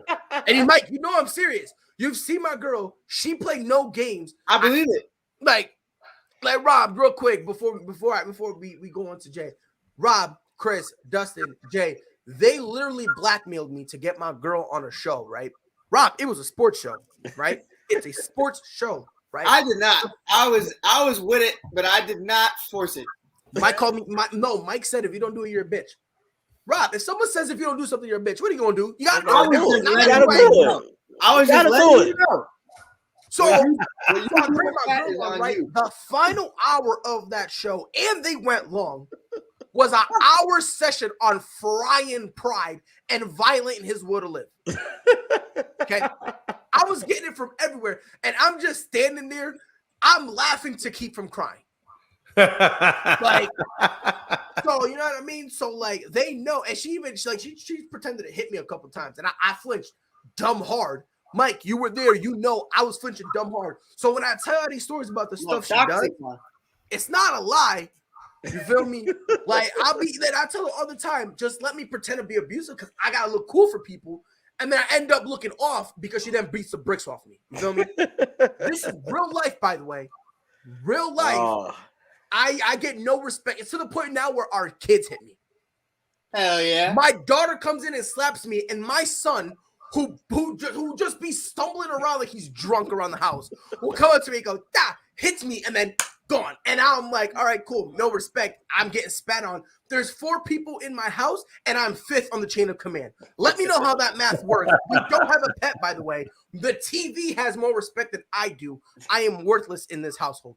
Jay, the Grizzlies, great transition. They started rough, got it together. To Rob's point, 11-game win streak. You feel me? John Morant is playing phenomenally. Is it a good thing that he didn't go first? Because think about it, John Morant in a horrible organization like the Pelicans, who knows if we've been able to see him thrive? So isn't it kind of a good thing for his career that people were low-key sleeping on him? Because it did put him in the best position. Well, I think John Morant's going to be John Morant no matter where he goes. I agree. He's going to be John Morant. I will say this, though. Hey, in terms of the situation, what was best for John Morant, though, he obviously got a good situation in Memphis. In terms of him being able to, elevate, they're going to put more around him. I think if John Morant is in New Orleans, he's still John Morant doing miraculous things, but he won't be as high up in the standings as he is with Memphis. But John Morant, man, that guy's just ridiculous. Incredible.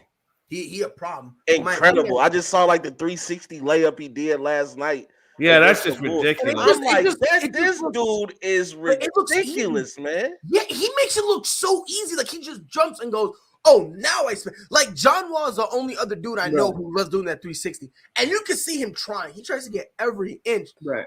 John Morant is just like up and he's like, should I dunk? Like he literally thinks in midair, what am I gonna do? Well, you remember the block he got, his head smacked off the backboard. It's like he was out of concussion. Rob's one of those guys though, where it's like his game is so lovable. When there was a fight against the Bulls last night, I literally, and I'm diehard Bulls for life. Rob, yes, Lord, Dustin, and everyone else, like we rock with him. I looked at the Bulls straight up. Freddie, I'm sorry, but I went, you fucking apologize to him right now. Like, you say sorry to him because I don't care what was said. I don't care if you called your mama fat. That's your fault. Maybe she is. Maybe she is. Tell her to lose some weight. Like, that's on the real. NBA players buy her a gym membership. But you know what though, Mike? I'm glad you bring that up because you bring up such a great point. John Morant is made up of the right stuff. He has the right stuff. He had, you remember in Space Jam when they had the secret stuff in the water bottle? Right. John Morant has the secret stuff because the way he stood up to Tony Bradley We seen him get into it a couple nights ago, where he's just, And by the way, he doesn't Amy, feel back free to down. ask what you want. Just put it in the comments. We got I you. love Ja Morant, man, and can we talk about just really quick Steven Adams just picking up Tony Bradley, 270-pound man. But listen, Ozzy. But here's the thing. but Mike, is that really surprising? No, I love he was with the Steven Thunder. Adams is my favorite big in the league. He is Aquaman. Bro, but think about it. Remember when Willie Cauley-Stein almost got into a fight and Steven Adams was holding him back, and he really trying to push him like he was going to do something. He did everything he could, and Willie Cauley-Stein fell back, and Steven Adams just like, "You're good." Like, dude, I love Steven. Steven is without a doubt my favorite big man in the league. And easy. It's He's just strong. because it's just because he knows his role, and it's just to be big as shit all the time, and it's the most fun I've ever seen from a big man. By the way, real quick, Amy, to answer your question, this is just Microsoft trying everything in their power to be bigger than Sony. That's basically what this was. Blizzard has a lot of great games that they believe can help them be a legitimate. Be the legitimate number one in the world when it comes to gaming over Sony. So honestly, this makes all the sense in the world. It really does. And if we're gonna be honest, when they bought, them buying it, they're all Microsoft got to do. Don't fumble the bag. That's it. Don't mess up. Don't be stupid. Don't be like the Patriots against the Bills this weekend. Don't do that. You have one job only. Don't mess it up. That's it. Let things continue and they'll be fine. But Rob, let me ask you a question. Because I was having a conversation with somebody. And by the way, if anyone wants to call me stupid for this, please feel free. I promise I can handle it. I was having a conversation with someone, and there are 3 teams that I believe have somewhat of a chance to sweep the West. Like somewhat. Okay. Like all the way through? Yes, all the way through, sweeping the entire West to get to the finals. Okay. I think one of them, Phoenix, obviously. 2, the Warriors. Mm-hmm. Am I out of pocket for thinking the Memphis Grizzlies have somewhat of a chance, to potentially sweep the West? Am I out of pocket for thinking that? Because I said it. Look, Memphis is tough right now. I don't sound stupid. That's it. I just want to make sure I don't sound stupid. No, Memphis is tough right now, and their play is persuading a lot of people to think in that manner. Just like this, as much as we talk bad about LeBron and what the Lakers are doing right now, it's still LeBron. And I haven't completely said that the Lakers won't make any noise in the playoffs. I can't go against LeBron based off history. And what Memphis is doing right now is creating history as we currently see. First of all, Ja Morant is turning into a superstar right in front of our very eyes. Like a superstar is being born. Like you can tell off season he's working on his game. And then we see the Desmond Baines of the world, the Zaire Williams of the world, when Dylan Brooks get back, the Tyus Jones of the world. This team is believing in themselves. And it's safe to say in Memphis that the grindhouse is back. You're gonna have a tough outing when you play the Memphis Grizzlies because they're young, and the scary part about it is Ja Morant has been playing off pure athleticism. What's going to happen when he really starts to understand the game? When the game slows down, that his ceiling is so high. Right now, Memphis it's safe to say Memphis can go through the Western Conference. It's gonna be tough to beat Memphis in a 7-game series. Well, let's be honest. They've proven that they've won games without even having Ja Morant there, and they held their own. Yeah. They held their own. So, I mean, if you can win without Ja even being there, and then you throw Ja into the mix, that's what's scary. Ooh. I just wanted to make sure. Let me tell you something. The Lakers, they are who we thought they were. Listen, nobody is scared. Now, Bron is still playing great. I'm not taking anything away from Bron, but nobody is afraid of the Lakers. Nobody. You go into Sacramento and get blown out? Come on, man. I'm sorry, but hey, listen, we're past Christmas. I'm sorry, in the man. New Year. I could never count that man out. The man knows how to get to the finals. I won't count the man out. And Rob, I'll count the team out. Just come over to my side, Rob. Come over to my side. Trust me. Anyone who watches this show, knows or this network, period. If you have seen me or if you watch my words are hard for me. If you watch my podcast, everyone knows this is not a hidden secret. I am the biggest LeBron James stan you will probably ever find. Like, to me, he's the GOAT. It's not even close.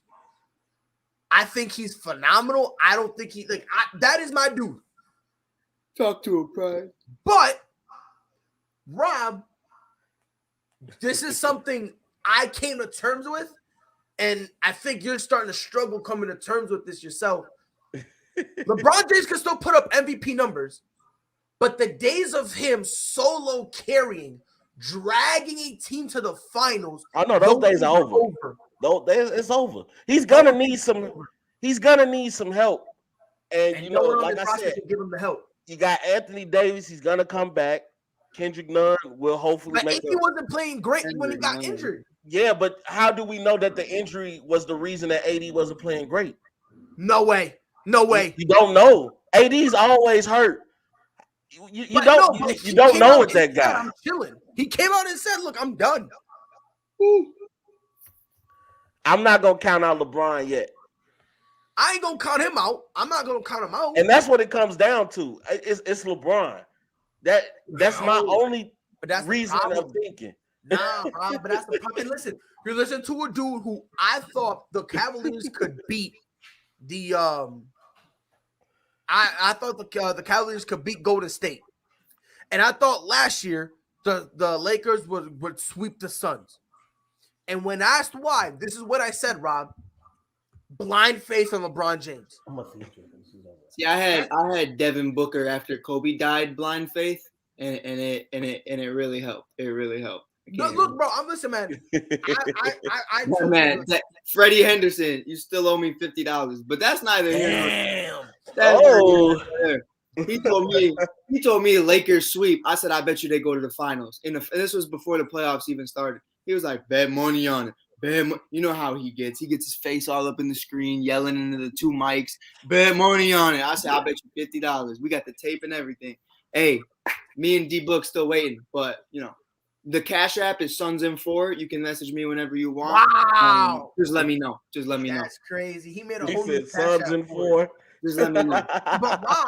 But Rob, I mean, like I said, dog, I believe that the Lakers would beat the Suns simply because and Iverson, I thought it. Swear to God, I thought it, and I thought it because I thought LeBron James, that would be his last gasp in terms of dragging a team. I really believe that, right? I'm like, everyone's injured. I think this is, you know what I mean? I thought this would be LeBron's kind of my final year of dragging guys. Now, again, can you win another MVP? Potentially. He's playing phenomenal. But him dragging a team, him solo being the reason, we got to give that up, Rob. We have to. We can't, bro. We can't. Like again, this Lakers team, it's too much for LeBron. Think about it. It's way too much. You got to listen. When you're depending on a role player like Malik Monk, let's be fair here. Malik Monk to be your second best scorer, right? Come on, I know. There's a reason Charlotte didn't want him back. That's just the reality of it. And I wonder why. They probably didn't want to pay him. He had a couple good weeks. That's gonna ignore the fact that he straight up shot under 30% for a majority of the season. And that's the majority of the team though. When you look at Wellington, when you look at Ariza, when you look at even my boy, from Chicago, got mad love for him. Talon, like Talon's a second-round draft pick, and for them to be out here thinking he's the next coming of God and he's the next face of the Lakers in the future after LeBron leaves, like the expectations, it's on Lakers fans. Like they made this. You made this what it was. You could have went into this quietly saying, okay, well, we'll see what happens. This isn't the greatest roster. We just added Russ. We don't know what's going to happen. No, but you know what I mean? Like there were a lot of intangibles to where they were unknown, but you banked on it and you doubled down on it, saying this was going to be the best big three we've ever seen. This is going to be one of the deepest teams we've ever seen because there's Rondo, Carmelo, so many other guys. You did that. No one else did that but Lakers fans. So, this is the bed you made. Lay in that shit. And it's kind of funny because I like people who don't watch basketball used to tell me how quickly we forgot Russ won an MVP. And I'm like, LOL. Long time ago. Yeah, I'm like, bro. I'm like, them knees are 5 years older, my boy. I just want I'm like, he won an MVP in 2015. Meanwhile, he's been on decline since. You don't want to talk about that? Right, nobody want to talk about the fact that, bro. And it was funny, yo, Mike. He said, "Oh man, a couple days ago, he said something like, oh, I'm in a shooting slump.' I'm like, homie, that's been your whole career. Yeah. What are you talking about? You've been in a shooting slump. It has been pretty drastically noticeable. I think. And you want to know why? But you want to know why it's been noticeable? Because he's in the spotlight. Not only in the spotlight, you want to know what it is? He can't start 0 for 9 and then get 15 attempts to go make layups. He doesn't have that luxury anymore. Right. He doesn't have the luxury where it's just him or bust. But when I said that, I don't know what I'm talking about. Now those same clowns, all of a sudden, they're switching. I also think you start to see Steven Adams' lack of presence. I know it's been a while, but when Russ struggled as bad as he did, he looked for Steven Adams so he could get these easy layups, so he can get these easy buckets, so Steven can literally pick you up and move you out of the way.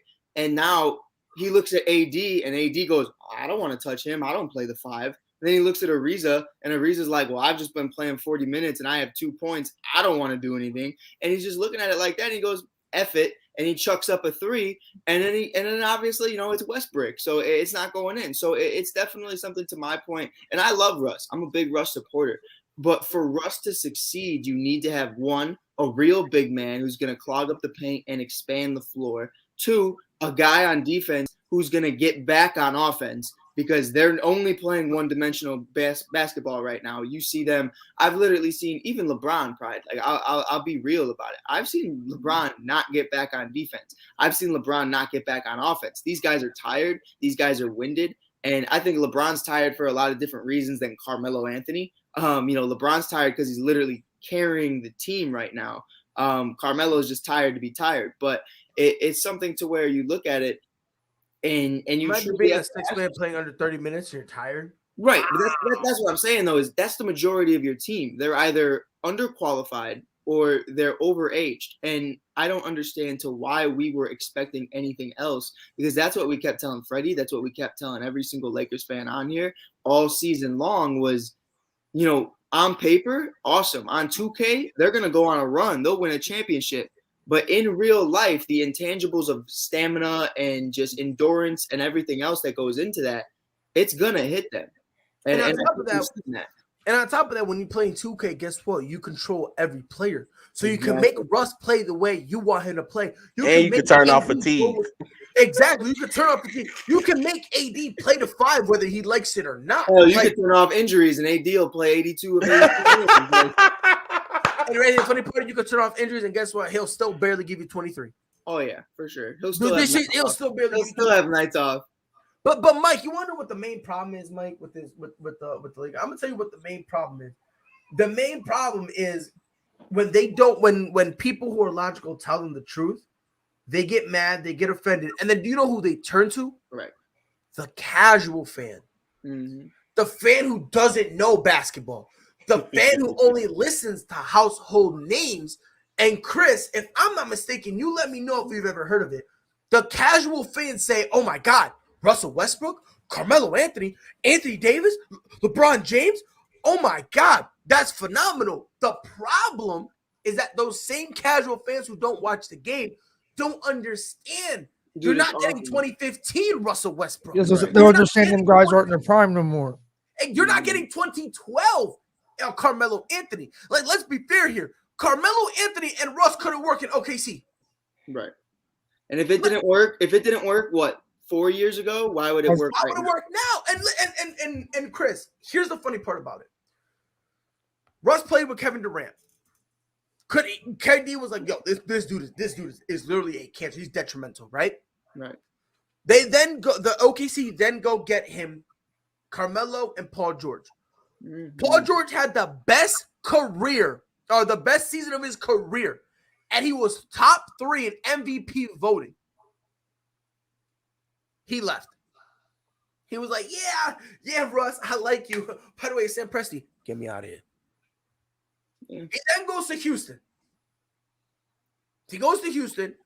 One season, couldn't hack it. Why? Because he wanted the ball more. Meanwhile, James Harden was better than him. No debate whatsoever. Right. So it's like when you got to play with these top guys or guys who are playing at a top level, he can't hack it. So, Chris, it's like, I think he can't adjust. And it's also to the point you said, too, like, and this is my question for Chris, because I want to know if Chris ever got it. Like, I've had Lakers fans come up to me and tell me I don't know what I'm watching because I haven't been watching them as long. I had a kid. I meant to tell Chris and Jay McLovin the other day. They go, you don't know Taylor Horton Tucker. Now, Jay McLovin knows exactly where I live, and the kid and I are the same age. I went, I grew up with Taylor Horton Tucker. I know him more than you. No, you don't. But you don't know him like I know him. I was like, what do you mean? Like, I've literally seen the kid play in person. I grew up watching the kid. I know the kid. He's from my neighborhood. Like, what are you talking about? And they're like, no, it's different. I see him in the purple and gold. And I'm like, I think that's your problem. Like the false narrative of just because they're in a Lakers jersey, Chris, to you, is that what makes these guys think they're so much better than what they are? Yeah, I agree with that because I had a lot of people that just casual basketball fans that from around here in Indiana that would say the same thing. Oh, the Lakers are going to be, but they don't understand because they don't watch the games that these guys are not nearly in their prime. They're not the same players they were 4 or 5 years ago. If you had them together 4 or 5 years ago, maybe it might be a different story. But I think the Lakers got too old. Mm-hmm. I think they got too old. I think they made stupid moves, and then I think the Lakers fan base, they just have a problem. Don't want to believe it. They don't want to believe it. So then they go to casual fans who, oh, let me not say nothing because then someone's gonna take offense to it. And no, let them take offense to it. I'm triggered. Let them. Yeah, bro. Let them take offense to it. Fuck it. I'm gonna say it. If they get mad, oh well, you're not fighting me. You're not beating me up. You're just gonna go to your sister and cry and say, "Pride's being mean to me again." Hell yeah, my sister will beat your ass. I won't. Mike, my sister will. She a gorilla.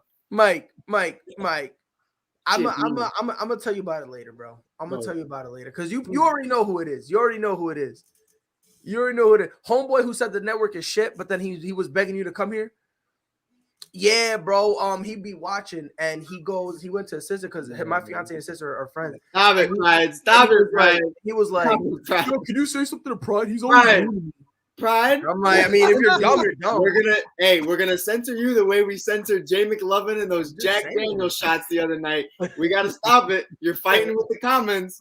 I'm just saying, bro. Like, you know what I mean? Like, if you're an idiot, you're an idiot. It is what it is. Like, by the way, if you guys haven't checked out that episode, though, you got to check out Jay McLovin's hosting last Thursday. It was one of my favorite episodes of Just Say the Truth ever. He was living lavish. He was living his best life. I loved every second of it. Jay brought the energy. He was there, and he kept it flowing. It was 2.5 hours, but we kept it flowing. It was amazing. You guys got to see it. Shout out. Yeah, I got pulled off to the side by management and told I had to really. I love it. I love when he says that. By the way, I love when he says that. I got pulled aside by management. I love when he says that. As someone, I said, wait a minute. I said, you pulling me off. Where's Pride at in this, man? Hey, why is he in there? As someone who got pulled aside for 19 F-bombs in 10 minutes, I know the vibe. Don't let them censor you, brother. Chris, I saw it live, And after like the 5th one, I was like, okay, all right. Then we started getting to like double digits, and I was like, wait a minute. I was like, oh, no, he getting talked to. I was like, he gonna get a talking to, all right. But I got a technical on the white boy. But look, the problem with this Lakers team is, they listen to the casual fan base, guys who don't know what they're talking about. They don't know sports, right? They just want to talk about it because it's trendy, right? Right. But nobody cares for their opinion. That's all. You know what I mean? Like, no one really cares about it because they're always wrong. Right. They have to beg people to be on shows. Meanwhile, legends like me just get asked to be there. My bad. Why'd I bring myself into it? I'm so immature and so petty because individuals are involved with a certain group, and you get sequestered to your own corner. Nobody wants anything to do with you. And there's multiple times been called up for being a moron, but then they beg pride to be on because I am literally fucking phenomenal at what I do. I had to brag. I apologize. And now I take that apology right back because guess what? I'm cocky. You feel me? Listen, I'm gonna tell you this. There are 3 animals I love to hang out with. One is a dog because it's man best friends. By the way, Jim McLovin, that big ass dog you got on your couch. I want him. I love them. I love big dogs, right? Number 2, monkeys. I love monkeys because I feel like I'm goofy like one, and I kind of relate to one, right? And number 3, goats. You feel me? Because when I look in the mirror, that's what I see. You feel me? Goats answer my phone call. You feel me? I be talking to Braun every day. You feel me? Tom Brady sends me good morning text, bro. You feel me? Those are the 3 type of animals I love. You feel me? You see, but that's the problem with this Lakers fan base, bro. Is like their team is not good. No, they're not. Don't get me wrong. I want to believe in LeBron, but I would not sit up here and say that the Lakers were good. They should have got Buddy Hield. When I saw that Russell Westbrook was getting traded to the Lakers, I said that is not going to work. It is not going to work. There is no floor spacing at all. And listen, Rob, imagine this. If they played their cards right, they could have gotten Buddy Hield and DeMar DeRozan. And they could have kept Alex Caruso. Well, I'm glad it happened that way because I love Alex Caruso for the Chicago Bulls, which you better love DeMar DeRozan even more. The Bulls, man, they're just going through some injury problems right now. We will be back. We will be back when we get healthy. And Rob, hey, when you lose 3 guards, Rob, 2 point guards. Hold your thought on that, Rob. Hold your thought on that. Hold your thought, because that's actually the next topic, the final topic of the day. The Chicago Bulls, they're number 1 in the East. How? I do not know. And this is not a knock saying that y'all team is bad. Y'all have had the injury bug so bad. We're living our life. And you guys are literally looking injury in the face and y'all spitting in his face. Well, and y'all saying, swallow this. But let's be honest here. And I'm going to start with Rob because, Rob, I low-key cut you off. How long do you think the Bulls can have this level of success with just the influx of injuries they've been suffering all year? Well, right now, it's not long. As you see, they're on a 4-game losing streak? Is that a 4-game losing streak? Yeah, but let's be real, though. A lot of them were valid. A lot. Like we're talking Golden State, the Nets, Memphis, and then when you play against Boston, you don't have Lonzo or LaVine. Yeah. I'm not mad about it. Nah, but Chicago sucks. Chicago dog water. Look, right now, yeah. Boston Celtics, we climbing back. We're climbing back. Wait, hold on. Before I run my mouth, hold on. Hey, you won by 2 without Lonzo and LaVine. Let's relax. Scoreboard. Speaks volumes, though. Speaks volumes. Hold on. Real quick. Okay, so we beat the Pelicans too. All right, 2-game win streak. We're coming back. You beat the number 1 overall pick. Oh man, but he wasn't even there. Oh man. Yo, Mike, scoreboard. Hey, Rob, continue talking. I'm done with this guy. Imagine losing 4 in a row. Could never be us. Imagine winning 9 in a row. Could never be you. Imagine. Hold on. Nah. I gotta prove a point. Hold on. Did we ever win in a row? I need to see our win streak. Please.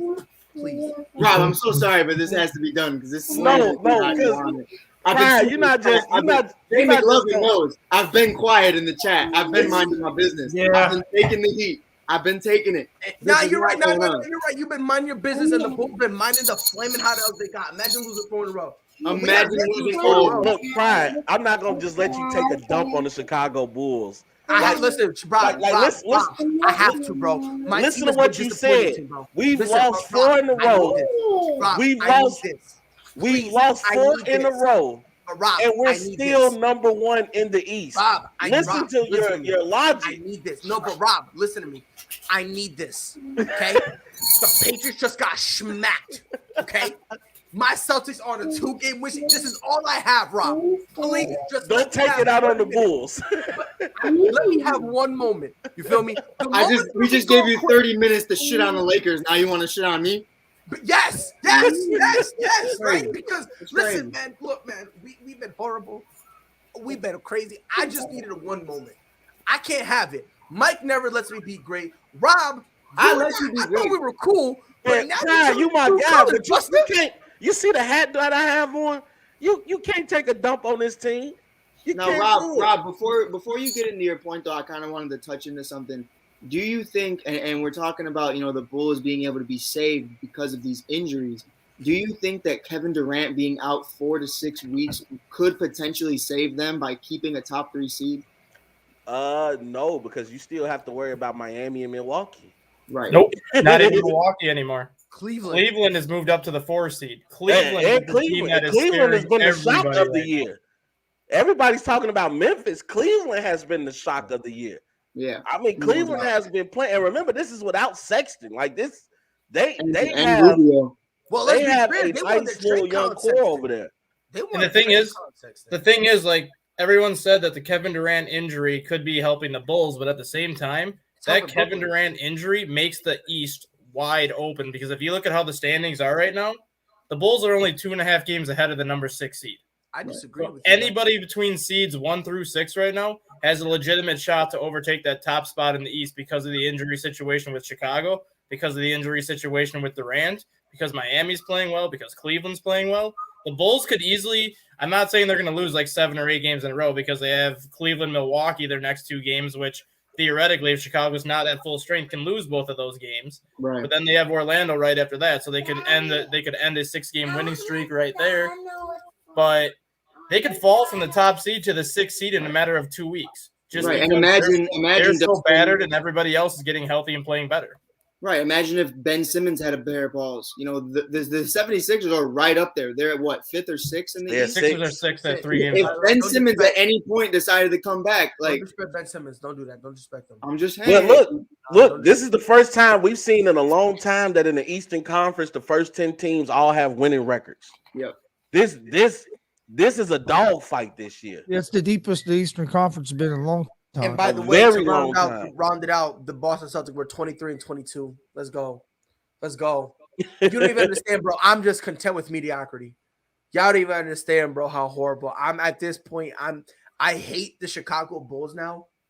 Why? Because you guys are successful. That's why, man. Yeah, you beat us the Well, other look, night, right? Brian, I'll make you feel Because the better. rebuild worked. Is that why? Yes.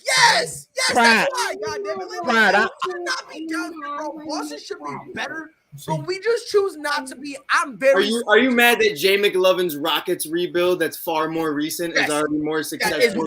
honestly, they are phenomenally better to the point. Appreciate you, Mike Hughes. And Appreciate mark you. my words, in 2 to 3 years, the Rockets are gonna have. And we're still Like, your gonna. rebuild was 2015, bro, and Jay McLovin's was like literally like yesterday, and he's already back. And guess what? And listen, in 2 to 3 years, the Rockets are gonna have a better record than the Boston Celtics. And we're gonna keep Jaylen Brown. We're gonna keep Jason Tatum, and we're literally gonna be out of Yeah, the you have to break play-in. those two up. No, you don't. You just Yes, need a true you do. point guard. You need a true point guard. You got to break That's what we those need. two up. Because they both play ISO ball. Either one of them needs to learn how to run an offense, or you need to go find yourself a true point guard. They So remind with me. what you just said, they both play ISO ball. How is a point guard going to help that? It reminds me of Because KD then they can Russ. get everyone else involved. Because the problem that we're having Jason Tatum or Jaylen Brown or bust. And that's the problem that we're having. That's why I'm saying, like obviously you can have one of those dudes. Because listen, They don't mind sharing the ball with each other. When Jaylen Brown is going bonkers, Jason Tatum minds his business and plays defense. Yeah, So because it's they not play they your can't turn, play my with turn each other. basketball. It's still your turn. That's all they do. But that's what I'm saying. They can play together. But that's what I'm saying. We need a true point guard because when the iso ball isn't working for either one of them, we now have nothing. And we look dysfunctional, which is what I'm saying. If we have a true point guard, it now sets it up for everybody else to get Now you bring in a true point guard though. Now there's 3 guys on the court that need the ball. And Jalen is still going to want touches. That's another and problem. so is Jason Tatum. How's that a problem? Because there's 3 guys who are. There's only one basketball. And go like this. I'm saying a true point guard. I'm not saying to go get a legitimate point guard. Not a point guard would be Lillard, fine. not the point guard's fine. Do the other 2 want them to run an offense? They want to run. They have no choice because they don't run the offense. What are you talking about? No, bro. Well, let's look. I will say this: when it comes to my Chicago Bulls, right now is kind of the perfect time to be hurt. You got the All-Star break coming up, so you're gonna get some time to rest some players, and people are gonna come back. You guys better watch out when Caruso and Ball gets back, because now you're talking about Alonzo Ball that puts everybody in place, and Caruso is going to bring that defensive pressure on the wings and lead by example. He does have championship pedigree. So I don't think the Bulls are as in much trouble as the narrative is trying to read. Like you said, they're on a 4-game losing streak. They're 5-5 in their last 10 games, and we're still in first. We are still in first place. I'm not concerned about the losing streak. I'm concerned with how they're playing in the losing streak. I'm not. It's not like you're losing by like 1 or 2 points. They're getting their doors blown off. Well, they don't have their point guard. But that's besides the point, though. They're a team that averages 11 turnovers a game, which is one of the best turnover ratios in the NBA. Even with Lonzo Ball before he got hurt, Chicago's been averaging close to 20 turnovers their last 7 games. Yeah. This team is getting into bad habits right now, and these bad habits are putting them down by double digits before they can recover. And when you're shorthanded, I don't care how good you've been to start the season, you're not going to be able to recover against these good teams in a double-digit deficit by not taking care of the basketball. Right. That to me is the most concerning part of this whole 6-7 game stretch is this team is not playing the way they were at the beginning of the year. They're turning over the ball. They're making a lot of careless mistakes, and these careless mistakes are costing them. Same thing happened with the Nets. It was a 71-71 game, and all of a sudden the Bulls turned it over on 4 straight possessions, and before you knew it, they're down 12. Same thing against Golden State. They were right with Golden State the first quarter, started the second quarter 0 for 5 shooting with 4 turnovers. Now you're down 16. Memphis yesterday, it was a 23-23 game. Memphis goes on a 16-0 run because the Bulls go 0 for 6 and had 7 turnovers in a 10-minute stretch. Yeah, that's a problem too. They're not knocking down shots. Yeah, but even if you're not knocking down shots, you can't turn it over. I think a big part of it is too. Pride and I actually spoke about it. It was how long is the DMVP Rosen talk going to last? And I think you're starting to see it kind of change. It's kind of starting to go back to light. It's trying to go back to normal. Not to say that he won't have hot starts again and he won't be what he was in the beginning of the season for the rest of the season, but you're starting to see that it's not going to be that consistent. This is going to be the next 4 years of DeMar DeRozan running the league. It was more of just he had a really hot start. We see that with at least 1 or 2 guys every single season. They have an amazing start. Julius Randle was that guy last year. You see a lot of guys doing that. Trae Young was someone of late who got hot later on. To me, my biggest thing is like Dustin said, like Rob said, the All-Star game. Going into the All-Star game, you'll have Zach LaVine back. Which, by the way, Zachary, ever do that shit with your knee ever again, and I will lose my mind. I literally, the 12-year-old Derrick Rose fan in me came out, and I seen him limping off, and I went, no. Did you have flashbacks too? I had PTSD. It was God, I had nasty flashbacks. I was like, this is it. This is the rest of the season. Caruso is going to be starting the rest of the year. We're done. But I think, you're going to go into the All-Star break. You're going to have Billy Donovan, Coach of the Year, great guy. He understands what it takes to get these guys back on track. We've seen it in OKC. We've seen it here. We've seen it before. I'm thinking you're going to get Levine back. You're going to get Caruso back. You're going to get Lonzo back. You're going to get, Jones Jr. will probably Derrick be Jones back. He'll be back. Right. He'll be Derrick back. Jones is going to be out till March, but you'll have Javante. Yeah, he'll be back a few weeks later. And then relatively speaking, the way it's going right now, as of right now, Patrick Williams is not far off from Jones Jr. returning. So we'll see what happens with that. My big thing is the trade deadline. And Yeah. I really, and I mean this full-heartedly, Kobe White's got to go. We need a big.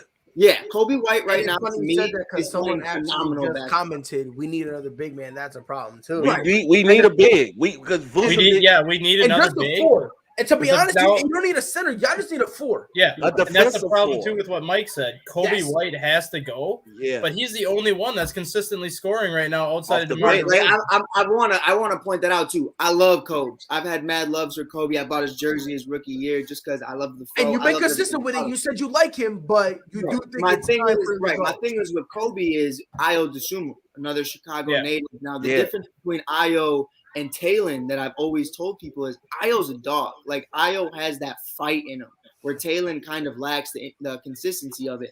Ayo is playing the best defensive rookie ball by a mile. By a This mile. is going up against anybody. Trae Young, Luka Doncic, he doesn't give a What shit. about Davion Mitchell from the Kings? He's great too. He's great too. But when you look at who Ayo is guarding coming off the bench, he doesn't care. He's going against your top guys. He's going for their necks. He's going for their throats, and he's making them mess up. He's not holding them pat. He's holding them from scoring. That's the difference with Ayo. So, and he's being productive from the offensive standpoint. I think he just had 21, 10, and 7 the other night, which was insane. Dustin, I think the rebounds were wrong there. He had 20. He had against Memphis. He had 15 points, 10 rebounds against Memphis with 5 steals, and against like that's what we're talking about though. Like Yeah. this team defensively, he's a second round pick, and that's why I love Arturas because that's exactly what he did with the Nuggets. He got Jokic in the second round. So you look at it and you say, okay, you have Alex Caruso at your 2. You can put Ayo at your 1. Where does Kobe White fit if you already have Lonzo and Levine at the top? So you have to move Kobe. And I love Patrick Williams, a great 4. He can stretch the floor. He's a great defensive presence. But if you can get another big guy, here's why you don't trade Pat. He's 22 years old, and the kid's a baby Kawhi Leonard. The kid's a baby Jimmy Butler. He's 20 years old. He's younger than me. He's fun. Listen, and I was talking to one of my boys. His name is Mike. Not you, Mike. Another Mike. Yeah. And he was saying The kid's good. if we trade Patrick Williams, that would be by far the dumbest thing we can do. It would He go said down. now You look at it years later and say this is Yes. what the Bulls could have been if they kept Patrick And Williams. that's exactly what he said. And- He says and he five. says he has no problem trading Patrick Williams, It's got to be depending it's gotta on be what someone- you get. And he said there's no, and I agree with him. You should not be shopping Patrick Williams. No. Patrick Not right Williams is a now. last resort. Yeah, Right. it should be a last resort where you trade him and you have no other option, and you can Right. go get a legitimate 4 that can help you Right. out. You know Now, what I mean? Kobe White, 3-4 years from now, are we going to be saying, man, the Bulls would have been so good if they would have kept him? No. I don't think to a consistent level. No, I don't think so. I think the Kobe, only way he starts is on a team like the Rockets or Orlando that just wants young guys out there. right. And any legitimate team, at best, he's coming off the bench. Yeah. He's like desperately fighting And I for his think that's place. fine. I think he can flourish there. But I definitely don't think he has any of the ceiling that Patrick Williams has. Not even close, no. But let me ask Jay McLovin and Chris. I'm gonna ask you the same question because Rob brought up something interesting, saying how right now the East is kind of wide open. This is a question I want to refer to specifically for the Brooklyn Nets. Jay, let me start with you. With Kyrie Irving only to play road games, don't you think that Brooklyn should just drop to the 6th seed? Because even though they're losing home court advantage, they're not really losing much. If anything, they're gaining the opportunity to have Kyrie Irving play. So do you think that's something Brooklyn should consider? And again, with Kevin Durant going out, this would be the perfect opportunity for them to drop. Yeah, I've been saying that for a long time. I think you don't know that. I've been saying that for a long time. That they should drop down to the 6th seed because then they get Kyrie Irving. And to your point, like you just said, it gives Durant time to recover anyway. So I think it's a win-win, and that's why I'm not really if I'm a Brooklyn Nets fan, I'm not really too concerned. As a matter of fact, I'll probably just relax, chilling, and just say, rest up, Durant. Because let's be honest, Durant's got to rest up. You can't keep playing 40 minutes a game and think he's going to last. Chris, you agree? Yeah, except does any of them cities that they could play in the playoffs if they move to the sixth, or any of them going to have the mandates where he's not allowed to play like New York? Well, That'd be the only thing I'd be worried about. I think Florida is the only one with that type of mandate, right? Well, who you said what now? I think Florida is another state that I think has that same thing. We have to be vaccinated to play. It's Florida. Well, I don't know if it's Florida. I think Florida, San Francisco, because I know Golden State was going through that problem with. Yeah, no, so it's basically California and New York right now. Yeah, the definite places. Chicago is talking about having the same thing. Do it. But that'd be the only thing I'd be worried about. I mean that, or if the Raptors get up and all of a sudden you got to play them. You know what I mean? Because right now they're in the Raptors are in the play-in. If the Raptors because the Raptors are going back to how it was before, where there's no fans whatsoever. Right? Are the Raptors even going to be allowed to play?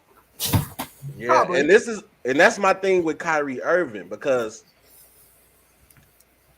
you really are essentially, if Brooklyn decides not to pay that fine, or he decides not to get vaccinated, essentially you're telling Brooklyn to learn how to play two different ways. And yeah, that might work in the regular season, but in the playoffs, that's going to become a problem. You're telling Brooklyn, hey, learn to play with Kyrie and then without Kyrie. And then you guys brought up the interesting point a couple shows ago. Does that mean that Brooklyn wants to tank so they can become a lower seed, so then they can get more away games than home games to have Kyrie on the court? These are all questions that surrounding the Brooklyn Nets. I think Brooklyn, this is going to be probably one of the tougher years for them just because of the whole Kyrie Irving debacle. It's going to be tough. That's not the same Brooklyn team from last year in no way, shape, or form. You let go of Shamit. Joe Harris is hurt right now. You know, you do bring in a Patty Mills, but you also have Blake Griffin that's another year older. LaMarcus Aldridge, who's another year older. This is not the same team from last year. So you're gonna rely heavily on the KD, Kyrie, and James Harden. And to only have Kyrie there for road games, that's gonna make it tough on that team. And Steve Nash, to me, is not a good coach. So I'm surprised you even called him a coach. I'll be honest. Like, and I'll be, in my opinion, he's the coach. He's the Jason Garrett of the NBA. Yeah. He doesn't do nothing. He's just kind of there. Just so that way they can get some like film on the coaches crossing arms, just looking like. Right. He's trying to be Steve Nash so bad, but Steve Kerr. He's trying to be Steve Kerr so bad, but it's not going. It's not. You know what? Because Steve Kerr actually has the respect of his team. Yeah. You knew already when Kyrie said, hey, we don't even need a head coach. Let that sink in. That was the writing on the wall. Let that sink in. He's not even your best player. Imagine when LeBron made the big three in Miami. Imagine if Chris Bosh came out and said, yeah, Spo, he cool and all, but he's not really the coach. Yeah. Imagine in Cleveland, Kevin Love coming out talking about, yeah, we coach ourselves. We don't need Tyrone. We don't need Lou. I mean, let's be real though. They didn't. But Steve Nash does absolutely nothing. Like, and I swear to God, I swear to God, I heard this earlier this year, and it made me laugh. He was on the sideline, and like it was like one of those things where they had him mic'd up or whatever, and Steve Nash is just doodling on the board, just doodling, literally doodling, because the way they had the angle, he had a circle, put an X through it, and then he literally just. To the point where it just looked like my daughter was just scribbling on a whiteboard. Right. And you look at it, and that the is final the word, they constructed it that way. real quick, the final words he said was, you know what? KD, go score. Swear to God, that's it. What a professional NBA coach dead ass said. And got the nerve to be like, yeah, I'm a coach. That's the thing, though. Is that's why you bring in a guy like Steve, is to let these guys do what they want to do. You have 3 of the most offensive-minded guys, top 5 at least offensive-minded guys in the game who don't ISO need gang. Right, like they're doing their thing. They don't care. So really, it's put whatever monkey or whatever chair or pony you want in a suit. Stick it in where the coach stands, and we're gonna do what we do. And you tell him to just stay out of our way. And that's what it is at the end of the day with Steve. He's just a monkey in a suit. He's just That's chilling. it. You know what it was like? You need to put the symbols in his hand. Nah, you know what it really was like? Rob, you watch wrestling, right? Yeah. Okay. It was like when I'm a basically kind of go off your shirt. It was when the NWO came back, right? And it was when they put Big Show in it and X-Pac. And you know when you put Big Show and X-Pac in any stable, the stable's dead. Yeah. Like it's dead. Like it's just like, all right, this is the beginning of the end.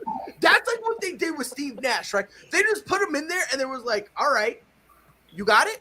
And then he's just looking like, what the fuck am I supposed to do? Just go out, just stare. Just stare, right? That's what they used to tell Big Show all the time. Every time he went and turned heel, when he turned heel, literally once, 2 times, they actually did the math. He turned heel like 1 point something times a year. Oh, yeah. Let that sink in, bro. And when he was heel, they told him, just go out and just pretend to be scary. And he was going, that's what Steve Nash is doing. He's pretending to be a coach.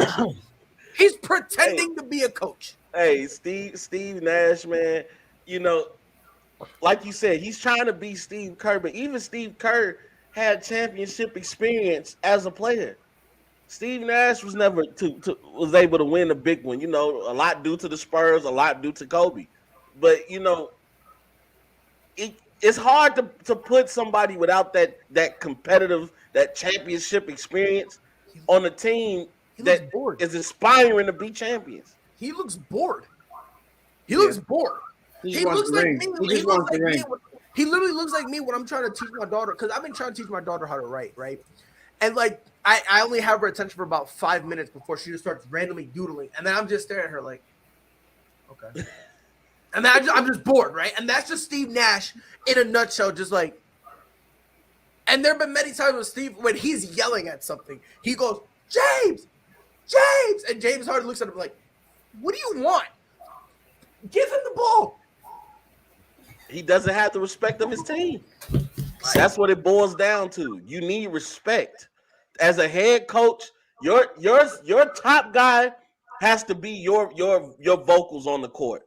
And honestly, the problem with that is Kevin Durant is the top guy. Kyrie is the leader. That's where the problem lies. Kevin Durant is the top guy because of skill, but he's not an alpha male. We saw that with Russell. We saw that with Golden State. And Rob, the problem with that, Pride, who's Kyrie leader for? The voiceless. Oh. I am a voice. Yo, Rob, you know what he did? Rob, you know what he did? And Chris, you guys are gonna like this one. You know what he really did? Yeah, he saw CM Punk go back to AEW, and he started looking at his old stuff, and he saw the promo that Punk cut on Vince McMahon. He said, "I am the voice of the voiceless," and ever since then, Kyrie Irving been done trying to scream that. Like, oh, for those who can't speak, I'll be your champion. Oh wait, I gotta put my money where my mouth is. Yeah, I gotta go out the country to go help some people. I'll be back. Plot twist. 2 days later, he's found at a house party, and they take a picture of him. He puts it up, and then he's just babbling, trying to explain what he did wrong. Like dog. Like, and by the way, we're not allowed to talk bad about Kyrie Irving again. If you say Kyrie Irving is a bad leader, you're a hater. He is. I love him, but he is. He's a horrible leader. Oh, he is. Nah, like Kyrie's that guy. Like Kyrie, I grew up with guys like Kyrie. He could play. Don't get it twisted. Right. He could play, but he's a horrible leader. No, yeah, no doubt. Like for me, like I was never, there were times I was, but more times than not, I played with great teams, and I was never always the most athletic guy. But the most athletic guy is tendency the one who can't lead. It's the guy who, isn't the number one option all the time because of the fact that he can't be that selective in certain moments. But you pull them aside and you let them understand that you do what you got to do. I'll make sure the media stays out of your way. I'll make sure that everyone else stays out of your way. Just be you. I'll take the heat. I'll listen to it. I'll do whatever you got to do. It's fine. Tunnel vision all the way through. And the problem with that is he's with a group of guys where James Harden's like, who gives a shit? I got the refs. Kevin Durant's like, I got you, bro, and hops on Twitter and all of his burner accounts. And then Kyrie's just sitting there thinking, oh, what should I do? And then he takes it into his own hands on what he should do. And it's just there's no real leader on this team. Even in Golden State, it was Steph. Or it was Draymond.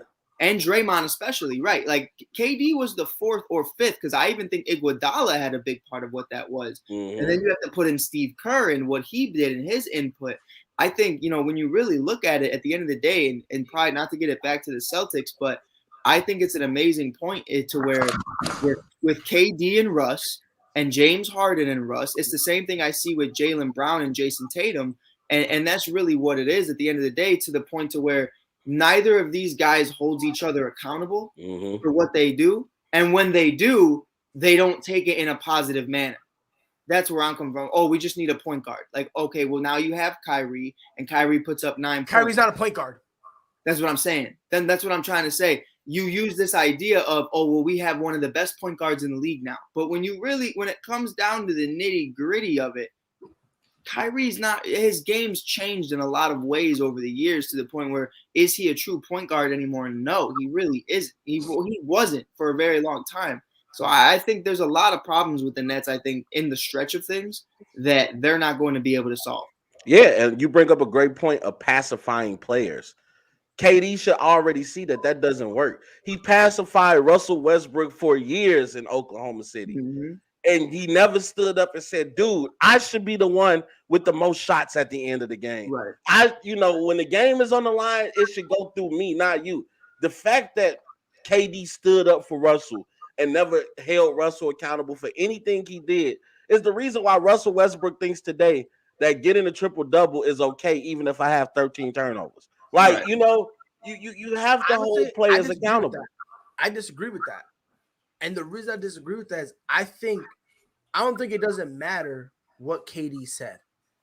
KD could have been the greatest leader in the history of sports. Russell Westbrook was going to go out there to prove I'm better than you. So can we say the same thing about Kyrie? No matter how good of a leader KD is, Kyrie is going to be Kyrie. No. I think the better narrative is no matter how good LeBron was, Kyrie was going to be Kyrie. And look what happened. They won a ring because of the greatness of LeBron. Well, I think it's a little different. So we got to understand something. With Russ, it's just this. And again, Jay and Chris, if and Dustin too, if you guys look at it differently, please let me know. But I look at Russ just saying, I'm better than you, I'm better than you, I'm better than you. When I look at Kyrie is more the line of, yeah, you're good, but if either we're winning because of me or we're losing because of you. So the way I look at it is Russ is trying to prove one-on-one. If you're comparing who's a better player, I'm better than Kevin Durant in every way, shape, or form. Kyrie's always been the dude. And again, this is nothing controversial at all. And if you watch Kyrie Irving's career, you would know what I'm saying is reality. If they lose, he is the Antonio Brown of the NFL. Yeah. What a great comparison. And I don't mean it based on, and of course, you can compare the antics, but I'm referring it to be when it comes to playing, AB doesn't care about losing as long as he gets 10 touches, unless he gets 10 receptions for $120, maybe a tutty in there too. He's good with losing there.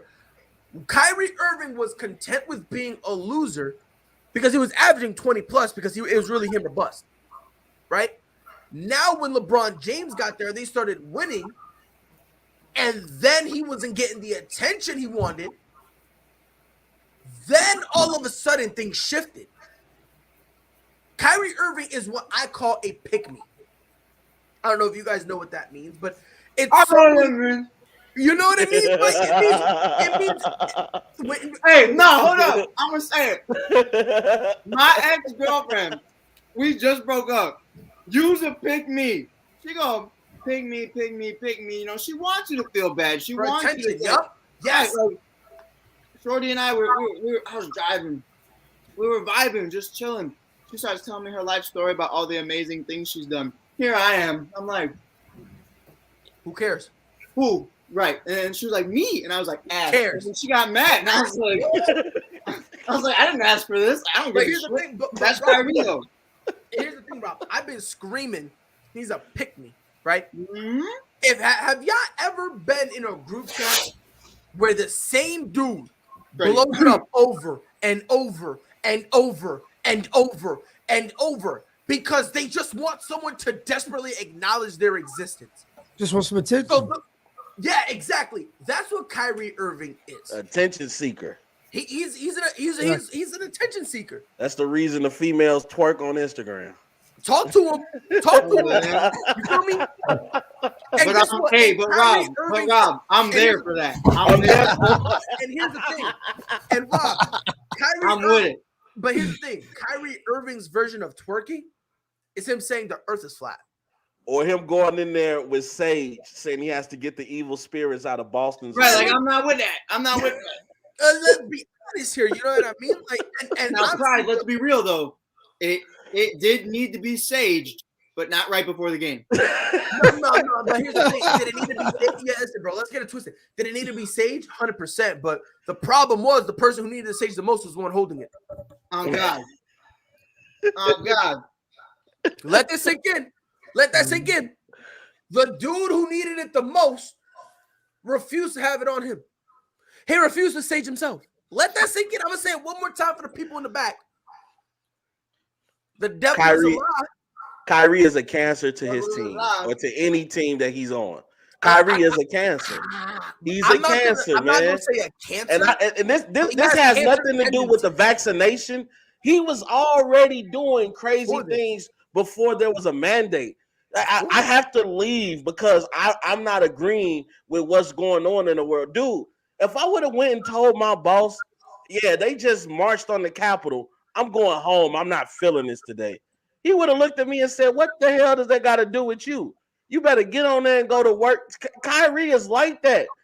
You know, you're showing up at parties with no mask on when you clearly know you're the cover story for the vaccination in the NBA. You're not showing up to games. You're going on 2-week sabbaticals. This is what Kyrie does. You chased away the king. You guys had just scored 41 points each in game 6 against the Warriors. You each scored 41 points. You hit the shot that matters on Christmas. You guys are proving that you can play together, and your head is so much up your own ass that you chase away LeBron. Like, dude, what's wrong with you, dude? Then you go to Boston and completely ruin that team to the point where they're like, dude, we made it to the Eastern Conference Finals in spite of you. In spite of you. We don't need you here. Terry Rozier was on the first flight out as soon as he got a chance. Kyrie is a cancer. And until we can admit that, Kyrie is going to continue to do the same things that he's been doing. I think it's too late, though. Pride, do you think there is a guard out there that can maintain Kyrie Irving? Like, to me, Kyrie? I think no. My perfect matchup, though, bro. My perfect matchup is Luka and Kyrie. I want to see it because Luka will beat the dog shit out of Kyrie. No, that's what I'm saying. Listen, let's be fair here. I think the only guards in this league that will be able to successfully play with Kyrie Irving, or is it a big, or is it? It could be anything. Or a matter of fact, anybody that if you're going to be a part of the Big Three, you got to put pause on him. Yeah, let's be fair because the thing is, Kyrie Irving, Jokic, Luka. Embiid, even Adams, Embiid, Embiid won't do that. No, Embiid will. Don't get it twisted. Embiid laughs and Kyrie jokes. Irving, no. Kyrie Irving will be like, you know what? Let's go eat. They'll go get a burger, and all of a sudden, now you know what the difference is. Though? You know why people say Embiid is. I'm gonna give Embiid some respect because put some respect on Embiid. Playing like the best big in the league, and it's being very underrated right now. Who's the best big in the league? He said he's playing like as of late. He's not playing like Jokic. Oh, hate you. But it's definitely something you look at it right now. The reason why people say, well, he never put hands on Ben Simmons, he never held Ben Simmons accountable, he never did this. Who's man is this? Kyrie is Scottie Pippen of this era. He's Hey, Dennis Rodman. He's Dennis Rodman. Right. Here's my thing, and Jay McLovin and I have talked about it. Ben, and this is not Ben Simmons slander. This is just being real about Ben Simmons. Joel didn't care. Joel didn't care about Ben because he didn't give Ben the time of day. He wasn't about to be real with Ben because Ben don't want problems.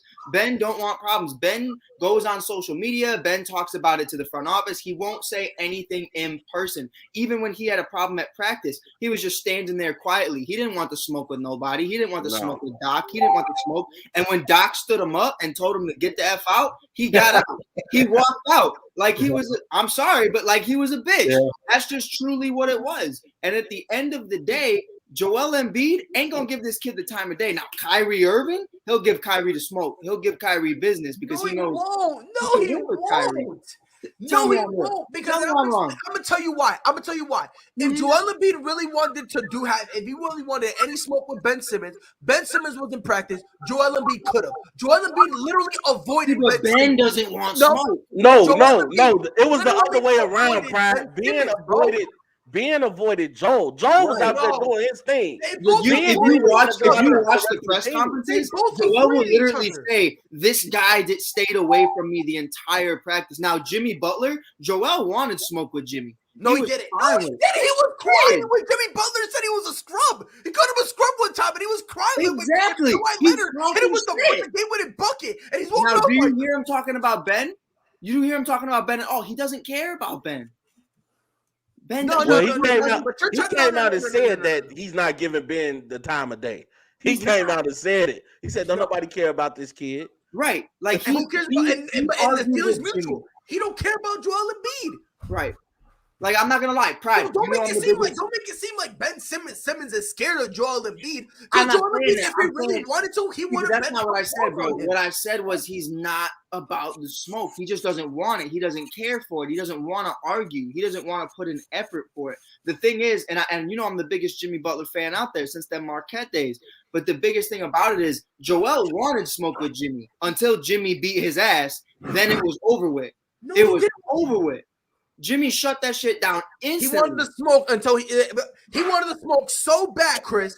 He wanted to smoke so bad that he went with Ben Simmons to the front office and said, "We don't want Jimmy Butler." Right. He literally going out there. Right. He wanted to smoke. He wanted to smoke. He was like, "Please trade him." Now what did he do about Ben? He didn't do a single thing. He didn't care. Nothing because he's too pussy, guy. Come on, man. I don't think so, bro. I think he just doesn't care. I think he doesn't care about Ben. If he truly did not care, why would he consistently be talking about him? Jay, hold on, Jay? No one just heard a big bang and a flash of Jay's screen? Nah, he threw something. He got sick of it. He threw something. Oh, Jay's gone. Jay's not. But here's my thing, man. Look, I'm not going to sit here and give this Joel Embiid this thing. Because a lot of people say, oh, yeah, Joel Embiid, bro. No, he's not. Joel's great. No. Talent-wise, sure. But don't tell me that he's this dog, this rough rider, this dude who put. No, that was what I was saying. That's not him. I don't think at first he was. I remind him and Karl Anthony Towns, to me, mentality-wise, have come a very long way. Because at first they were like little boys. And even Giannis to a point. Giannis is still a kid, though. It's funny. You ever realize? Chris, can I ask you a question? Chris? Let me ask you something. Oh, Jay's alive. Okay, Jay's alive. And Jay McLovin, I'm gonna get you in here too. So. Oh, Jay got raided by the feds. I thought it was we heard a flashbang. Yo! But Chris, let me ask you this question. Then after Chris is done, Jay, I want you to answer it too. Joel Embiid, he gets this rap of being a tough guy, right? But let's be honest, he's never done anything worth being a tough guy for. Let's be fair here. He's nothing but a censored version of Bill Laimbeer. Let's be fair here. Bill Laimbeer would go and start stuff and then walk away. Joel Embiid does the same stuff minus the physicality. So why is he getting this magical rep that he's tough? Go ahead, Chris. Yeah. I want you to go first, Chris. I don't know how he's got that rep because just like you said, Simmons and then Butler, he didn't like Butler because he didn't like the way Butler talked to him or the way Butler looked at him.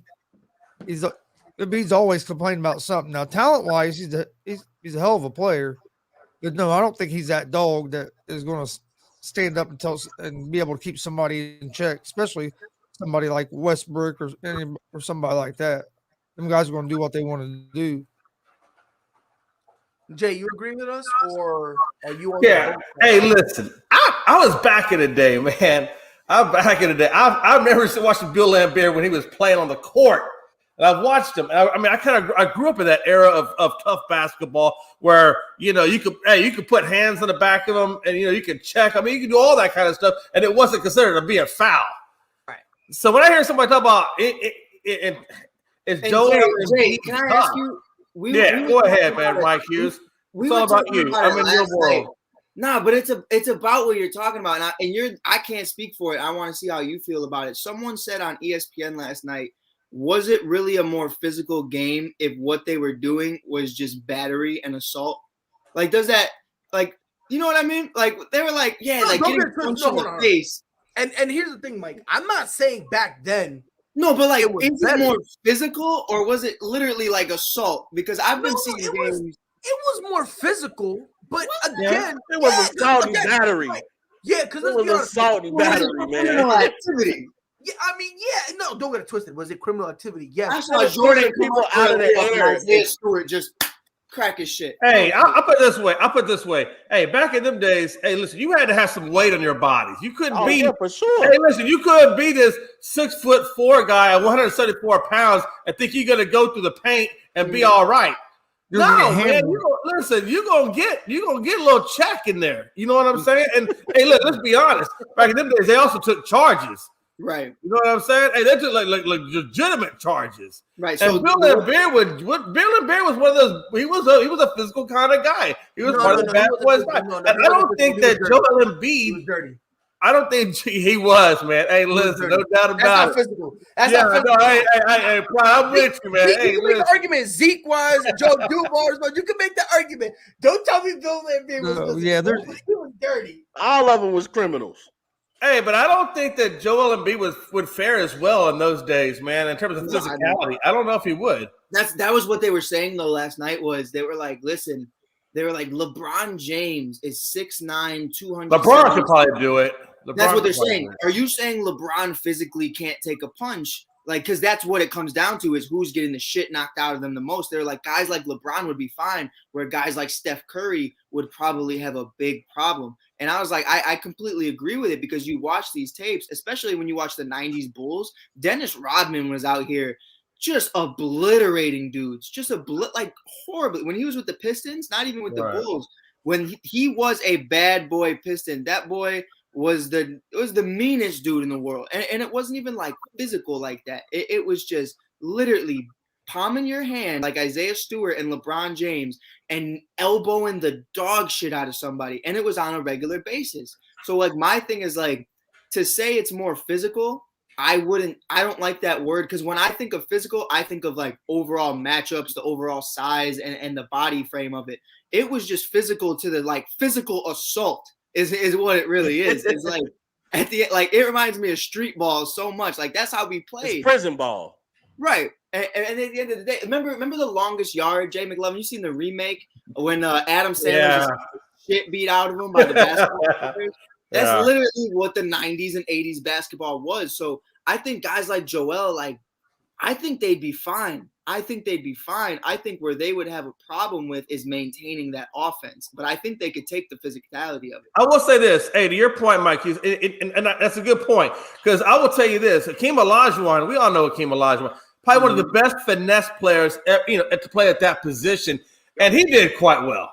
Right. I mean, he did quite. And he wasn't a big guy. I mean, he was tall, but he wasn't overly, big. Look at Larry Bird. Larry Bird wasn't swole like that. He was just a white guy. But Larry Bird didn't take no stuff. Yeah, Larry Bird didn't either. Larry Bird was a different animal. He was a different animal. Physically, you look at him, that's a mental aspect. I mean, if you look at Larry Bird, he felt you were disrespecting him when you put a white boy on him to defend him. He felt that was disrespectful. It is. As someone who's played, in predominantly being the only white guy on the team, when I do see but does Joel have the mentality to? Hey, but do you think Joel Embiid has the mentality to play in a physical game? Or I think he does. does. That's what I mean. I don't think he can keep his offense up. I think he gets in trouble up here. I think he gets that's exactly right. Too physical. Because let's be honest. Remember when Braun did that elbow? We were talking about when he hit that elbow. Back in the day. That's a regular thing. What? I just gave you. It's no big deal. It's all good. Right. Nowadays, it wasn't a flagrant foul until you seen blood back in the day. Like, I ain't gonna lie though, there was a lot of blood with Isaiah Stewart. That was a good hit. It was a good hit. It was. It almost looked like Isaiah Stewart almost looked like he did the old wrestling trick with the razor blade in the. Like he just cut himself. When you would nick yourself, oh my God. And that was what me and Pride were talking about though. It's like, Bron can't handle the physicality. Bron had about 5 inches of space with that elbow and obliterated this man's face. Didn't even really try like that. I was like, I think Bron would do perfectly fine. No, Bron would. I actually think LeBron would flourish. I think he would in too. Physical basketball, like physical assault. I think he'd be the bad guy. I think he'd be dirty. Easy. Yeah. Easy. He already runs over people now. So easy. Like Miami Bron, the dirtiest dude in the game. No question. My God. Back then, he'd be the dirtiest dude in the game. And you ready to hear the funny part? You want to know the God on the truth how I feel? If we were able to put LeBron James back then, easy. It was a fist, not an elbow. Listen, Damian, I'll give you a fist. I mean, no, because it wasn't a fist. It was an elbow. It was an elbow, and you clearly saw it. By the time LeBron's fist came, kid has already turned. But again, it was unintentional. It was. Listen, we see this play all the time. If you hook, if you got someone's arm hooked, they're gonna pull you out. They're gonna pull to get out. Let's not game. It wasn't what it was though. That was Isaiah Stewart's moment of fame. That's all it was. That's perfect. You hit it right in the head. Because after that, guess who we talk about now? Still LeBron. Yep. I never heard nobody ever mention dog shit. Isaiah Stewart still averaging like my guy out here looking like Lonzo's rookie year, giving me triple singles. Before and after the LeBron thing, I never heard from Isaiah. I had never heard of Isaiah Stewart. Yeah, and I knew of him, Rob, just because I follow the Pistons rebuild. I'm a little curious to see how that's going. But I never once looked at that kid and was like, oh yeah, he's a part of their plans in the long term. Like he took that and he ran with it because he knew he'd be on SportsCenter with it. Yeah, he knew. Speaking of Pistons, you see that the Lakers they might be interested in Jeremy Grant. I think that's horrible. I think that's dog shit. Really? Because let's be real. Here's what they're gonna do. Jay McLovin, me and you, we're going all over Freddie on it. We're gonna put him at the 5. He's 6'7". No, but AD doesn't want to play the 5. AD doesn't like it. But here's the thing: if you get Jeremy Grant 6'7" at the, you're gonna have to play him at the 4. Yeah, you're gonna have to play him at the 4, and you're gonna have to move AD at the 5. You have That's no what choice. I'm saying though is like, and this is gonna bring in. We can do it. We can do whatever we want to do. We're kicking off Monday with a bang. It comes to the conversation of I give you Lonzo Ball, Brandon Ingram, Josh Hart, and picks, and you're telling me this generational guy, this franchise guy that you said you gave me is only willing to play one position. He's 6'11" and he won't be a big when we need him to be a big. That's ridiculous to me. That's ridiculous. That's soft. SAWFT. And I love and I'll be real. I knew dude was weird. When he grew up in Chicago wearing a Green Bay Packers jersey. I knew dude was weird. Yeah, that's an ultimate violation, bro. Mm-hmm. I was like, this dude just wants smoke. This dude just wants. AD is the weirdest cat out of Chicago I've ever seen in my life.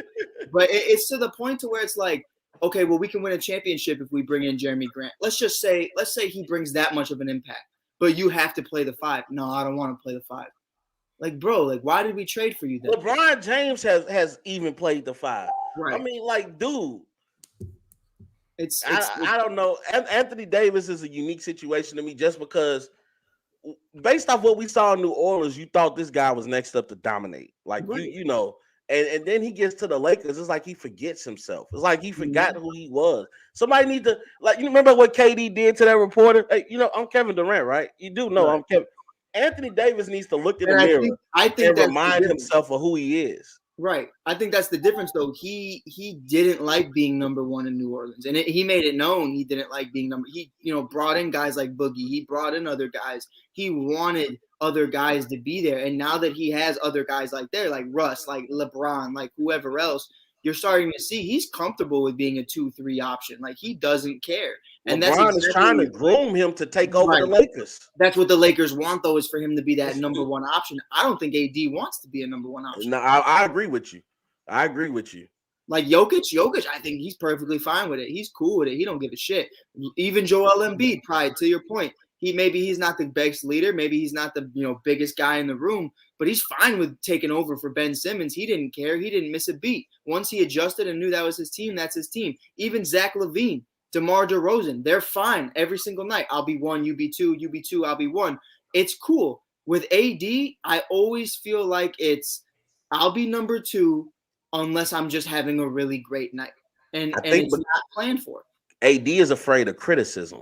Mm-hmm. That's the problem, right? See, that's He the problem. he doesn't want the bad that comes with being number and one. that's the thing. I don't think the problem with him is him being the number one. I think it's the criticism. Right, and that's what I meant. He don't. Yeah. I think that's the problem with him. And that's horrible because Russ doesn't care about criticism when he should. But he's not a number one. Right. And then there's AD who should care about it and he doesn't. Like, it's just like, bro, like, come on, bro. If you can somehow merge him, get Russ's mentality, and just put that. Oh yeah, I love Russ's mentality because he has very quick amnesia. Mm-hmm. He'll forget that he just airballed that three. No, you're right. Listen, no, you're right. Listen, he's got terrific. It's a gift and a curse, though. It really is. It definitely is.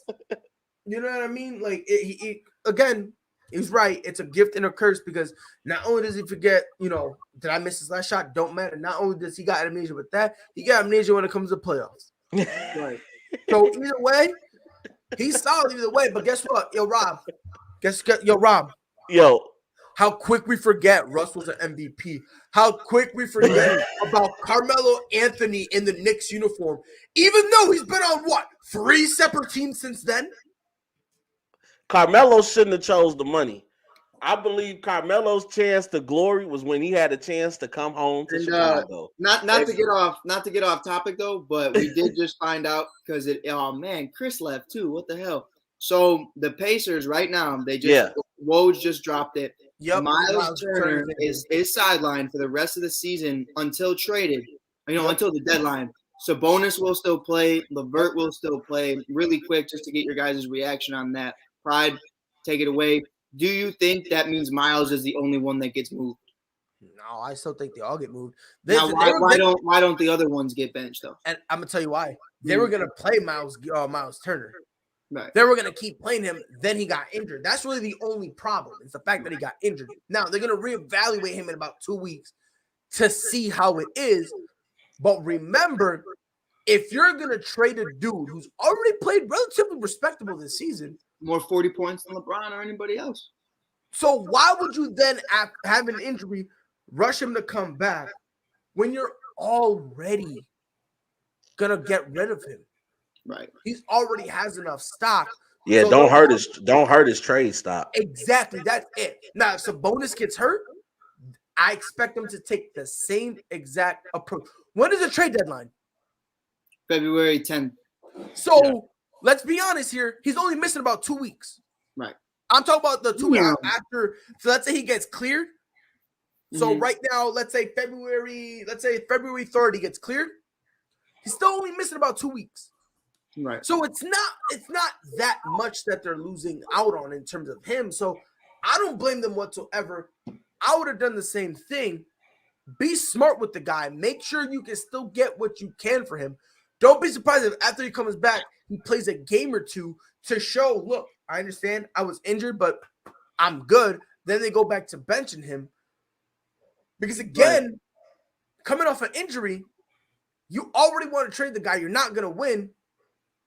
What's the point of keep playing him? Yeah. There's really no point in that. So I have no problem whatsoever with them doing this. I have no problem with them benching him. Because again, I don't know if you agree with me, Jay, but you just want to get the most for Miles Turner, and you just don't want him to make a minor injury something major, and now you're stuck with him, kind of how Cleveland feels with Colin Sexton. No, I agree with that. I think they do let go of Miles Turner for sure. I absolutely do. Yeah. Hey, Mike. Yes, sir. Do us as the Chicago Bulls, do we try to go after Miles Turner? I'll give you Kobe White right now. I'll give you Kobe White and a pick right now for Miles. I'll give you my soul right now. Whatever you need, I got it. Because I keep telling people it's not just any type of big that the Bulls need. They need a defensive big. They need somebody that can come in and anchor that defense. And Tony Bradley is not it. That's the biggest thing too, though, Rob. Like when you hear big, everybody automatically thinks play the 5. No. You don't need that. Miles can play the 4 and yes, he can. And it's like when you look at it, how many 5s are actually available right now? Not many. Now Miles playing the 4, you can get him. And now imagine, probably we speak about it all the time. The value of a 4 is a lot higher than a 5. But the way Indiana uses him is a 5. So I think we could just give away Kobe White. And if they're still flipping Sabonis and LeVert, they're not going to be too pressed about not getting that much in return outside of just Kobe White because they know what they're going to get for Sabonis. They're definitely going to get at least 2 firsts for Sabonis and something else. So Jay McLovin, them Rockets better be on that because he's like 25. He's 20. Yeah, that's what we need, man. Well, I don't know. Yeah, we need as long as you're like 25 or under. That's what we need.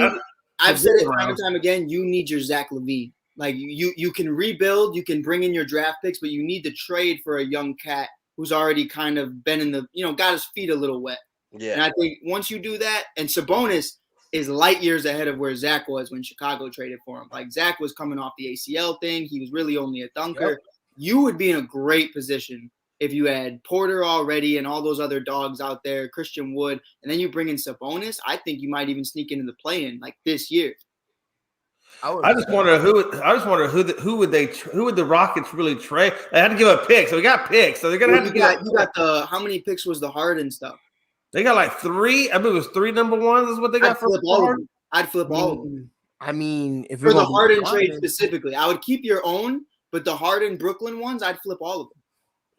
Either that or if they're feeling it, John Wall. Indiana don't want John Wall though. I mean, maybe Indy can flip him, but in $40 million.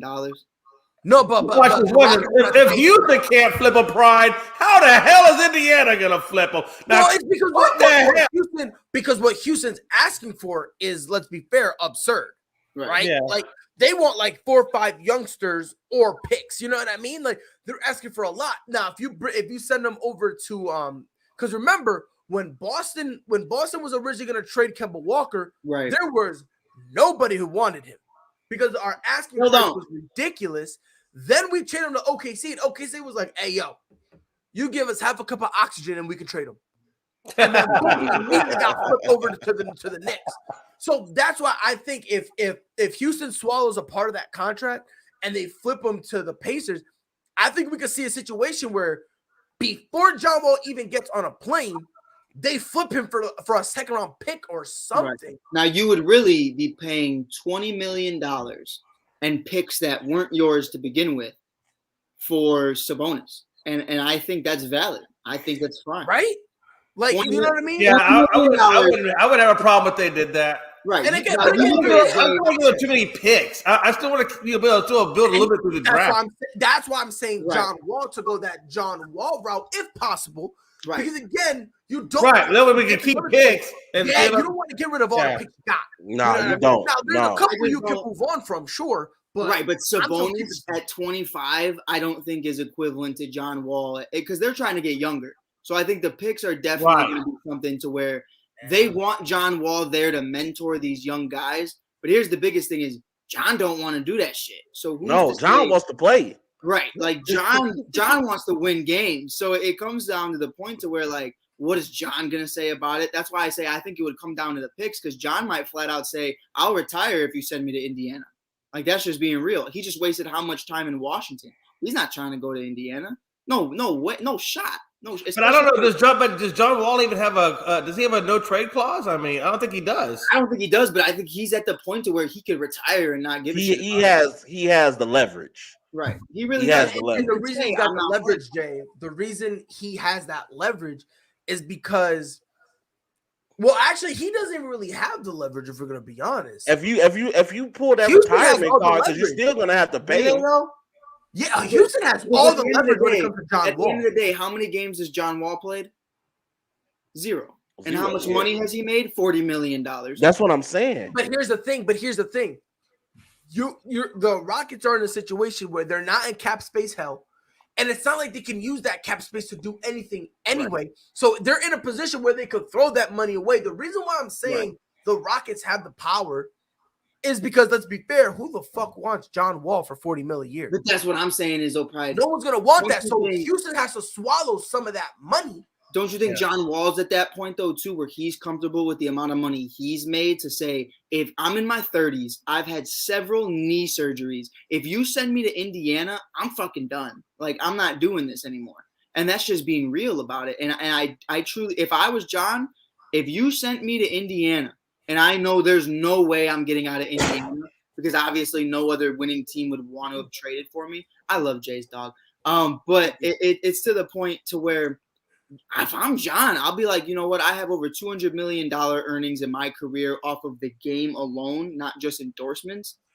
I mean, why? What? I mean, there's a song named after the guy. Like, he has money, and it comes to the point to where it's like, I don't want to do this if I'm going to Indiana. Sabonis won't be there. Miles won't be there. LeVert won't be there. So what are we doing? Me and TJ McConnell are going to go win a championship? I don't think so. Chris Duarte and I are going to go win a championship. Honest, I get it. But, Like, what are we talking about? Like, if I was John, I would tell them to suck one and get off on it. but yeah, but at the same time, but let's be fair here. Indiana. But let's be fair here. Where else is he gonna go? Who else? Yeah. Home. Huh? Stay home. But I don't think he wants to do that though. But I think at this point, it's like a Carmelo Anthony type moment to where he might retire.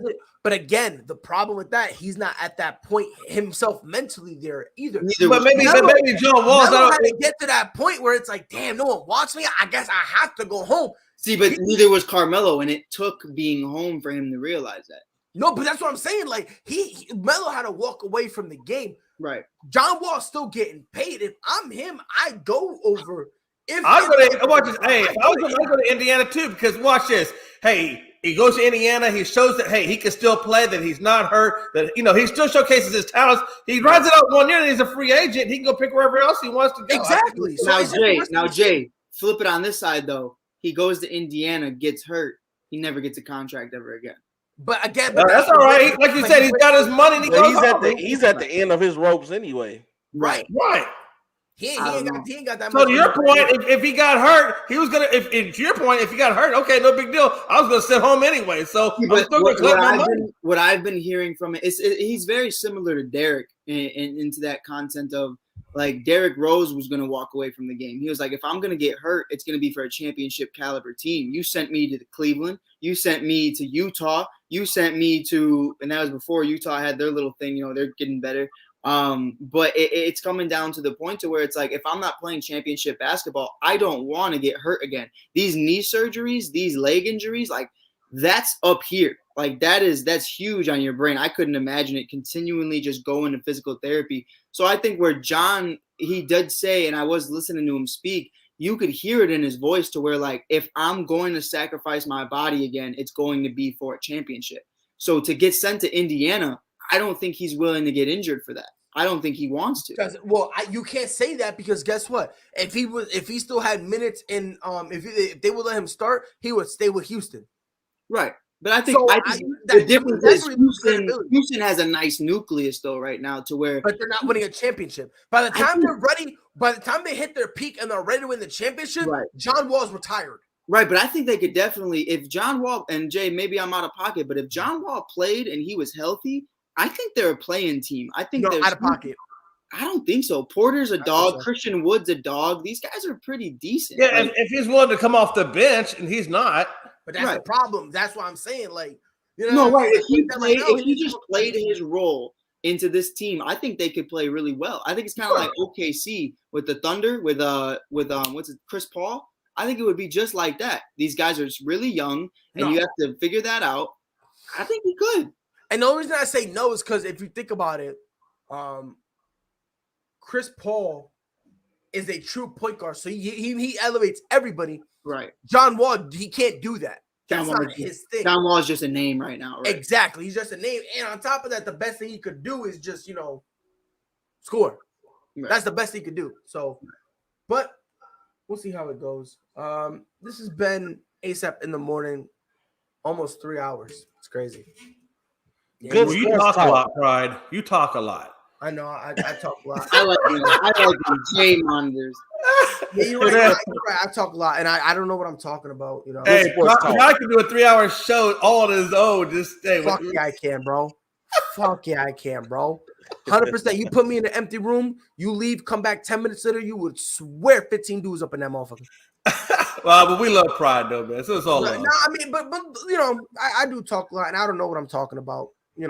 Not at all. Not even the slightest. Not even the slightest. Not even the slightest, Rob. If you just Google my name, stupidity comes up next to it. I'm not a smart dude. But the people who hate me, who Pride is mean.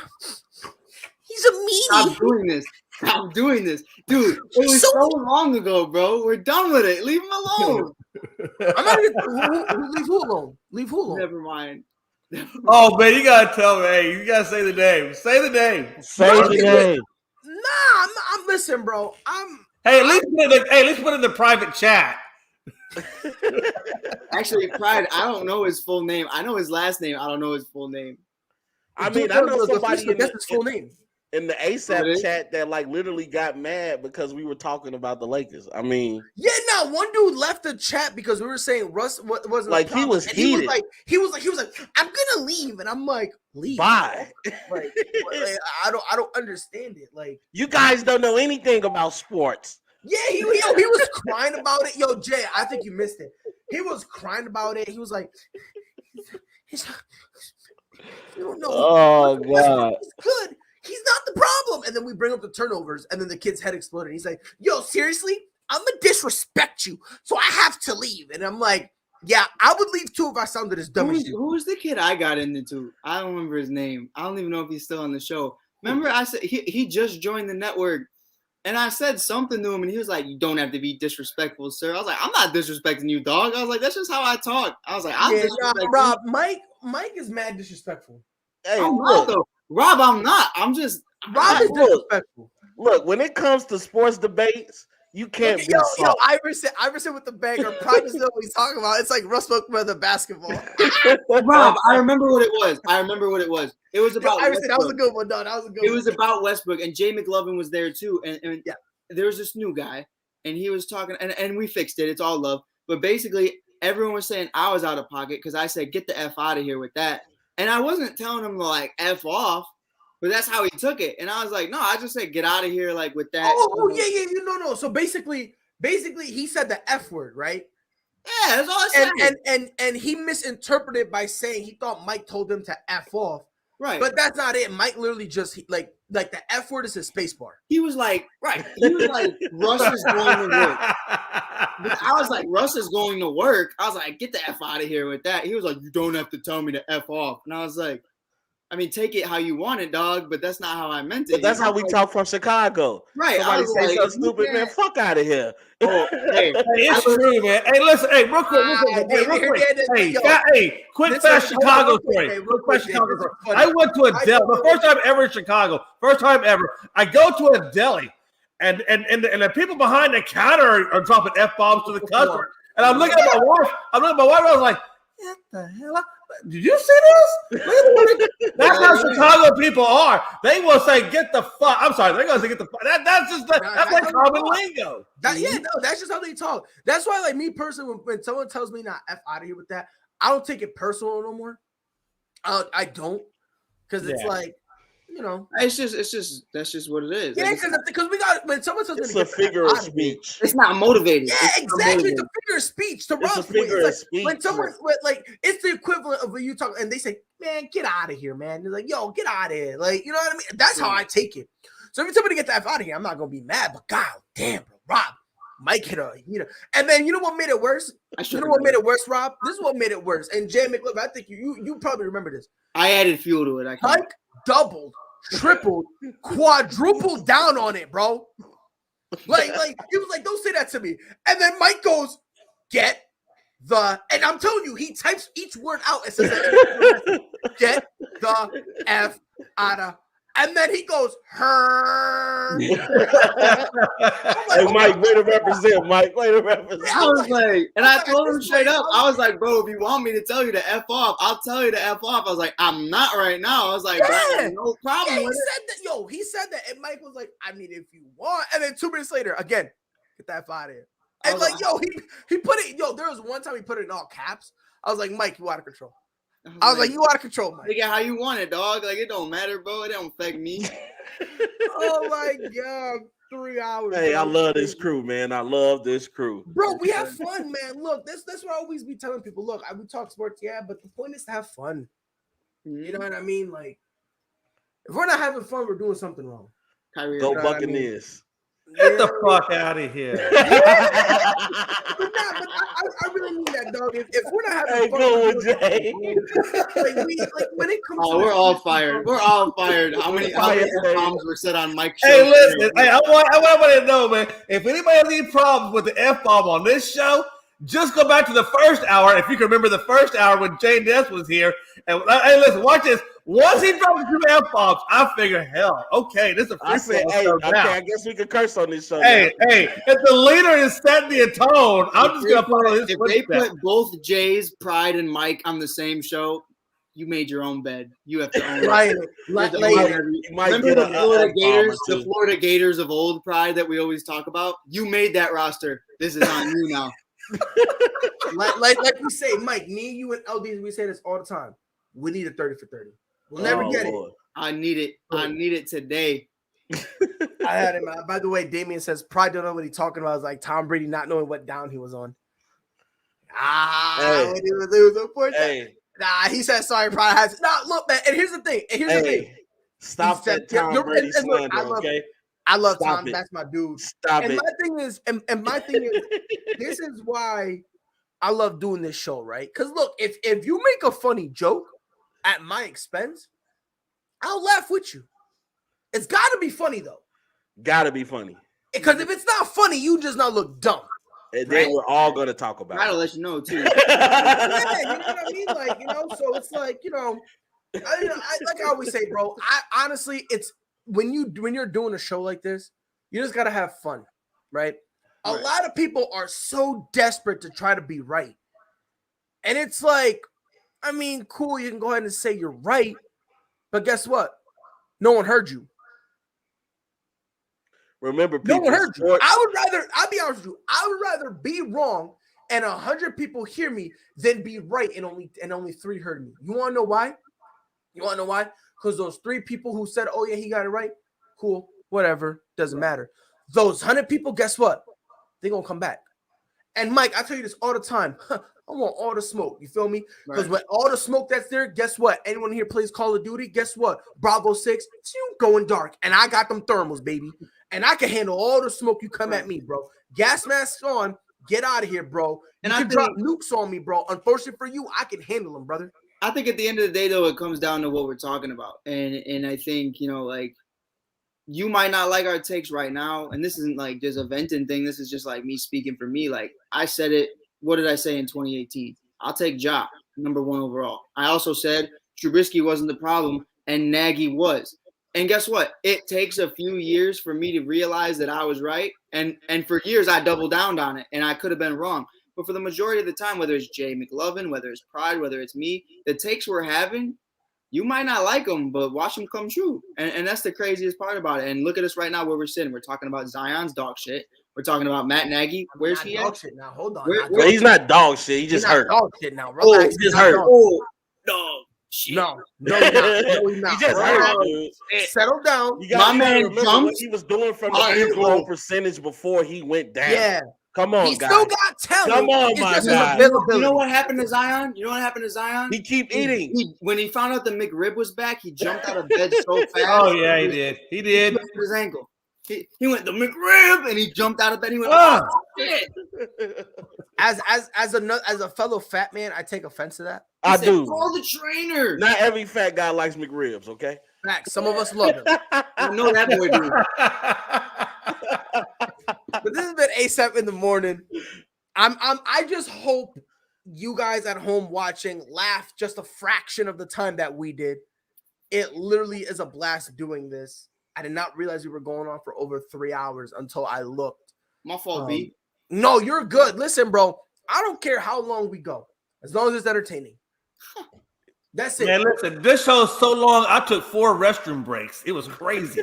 But Jay, And you got ideas. you got flashbang during one of them too. My man got up to take a piss and Bravo 6 came in going dark. Hey, Pride, we were in Nuketown so fast. We were in Nuketown so fast. I blinked and I was like, wait a minute, is a 1v1 on Rust? Wait a minute. Whoa. Things got mad. Like, Jay, we heard something. And Michael's like, did I see a flash? And I was like, no, we didn't, bro. We was like, is Jay okay? The craziest part, I I don't know blinked if that you hard. noticed it. The craziest part, you see the mute button by his mic or by his name, it turned on, so it got muted, and I went, someone muted his mic. I said, it's the feds, bro. That's the feds. Mind you, we're going in. Everyone log off right now. Yeah, everyone get clear. Like, hey, we're trying to keep it going, right? So we just sit down, we're all just still talking, and then you come back like nothing. I just see Mike's face. Oh, thank God he's back. Like, it was like, okay, this is not like Jay. We thought it was over with. No, 100%. What I really thought your camera's gonna be on, and it's gonna be one of the cops like this. What is this?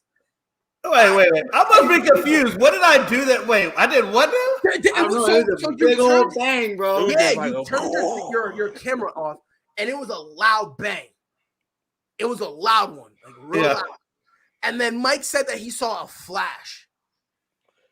So we're like, oh yeah, it's a flashbang. I was like, oh yeah, it's a wrap. Game over. GG's in the chat. Jay McLovin, it's been real. We thought we were gonna hear somebody say breach. Yeah, bro. I was like, yo, homie in the Wild Wild West right now, dog. Like, this is getting sticky, baby. God. Oh man, they got my boy Jay. It's like, God, this city's cold, bro. They would have picked up that camera. You would have saw this so quick. You probably take off my name, take off the name off of the thing. That's not God. And the instantly go, I'll be like, wait a minute, hold on, wait a minute. What we I was like, ooh, gone. Yeah, God. They would have been like, oh, yo, what is, who are y'all? Who's who? Who's who? Hey, Pride, instantly, who are y'all? Man, I don't even know. I'm just here trying to get fined. That's a great question. I don't even know how I got here. I don't even know. They're gonna be all y'all are accessories. All of y'all are accessories. Nah, you know what I'm gonna do? I clicked the link and it brought me here. I don't know what happened. Nah, you know what I'm gonna do? I'm just gonna put up the first comment I see. Is like, oh, what do you mean? Oh, Damian Hernandez, who lives in Chicago. I don't know, man. How did he get here? I don't know. Damian? Oh yeah, just leave Damian. Everyone else. It would have been on Fox News, breaking news. Jay McLovin gone missing after hearing boom sounds on YouTube. Yo, and you don't even understand, bro. It was mad loud too, and you just sit back like nothing. Like, all right, back to business. At first, I was like, maybe. Like, what did I miss? Dog. And then I saw the flash. I saw the flash, and I was like, that's not the dog. I was like, oh no.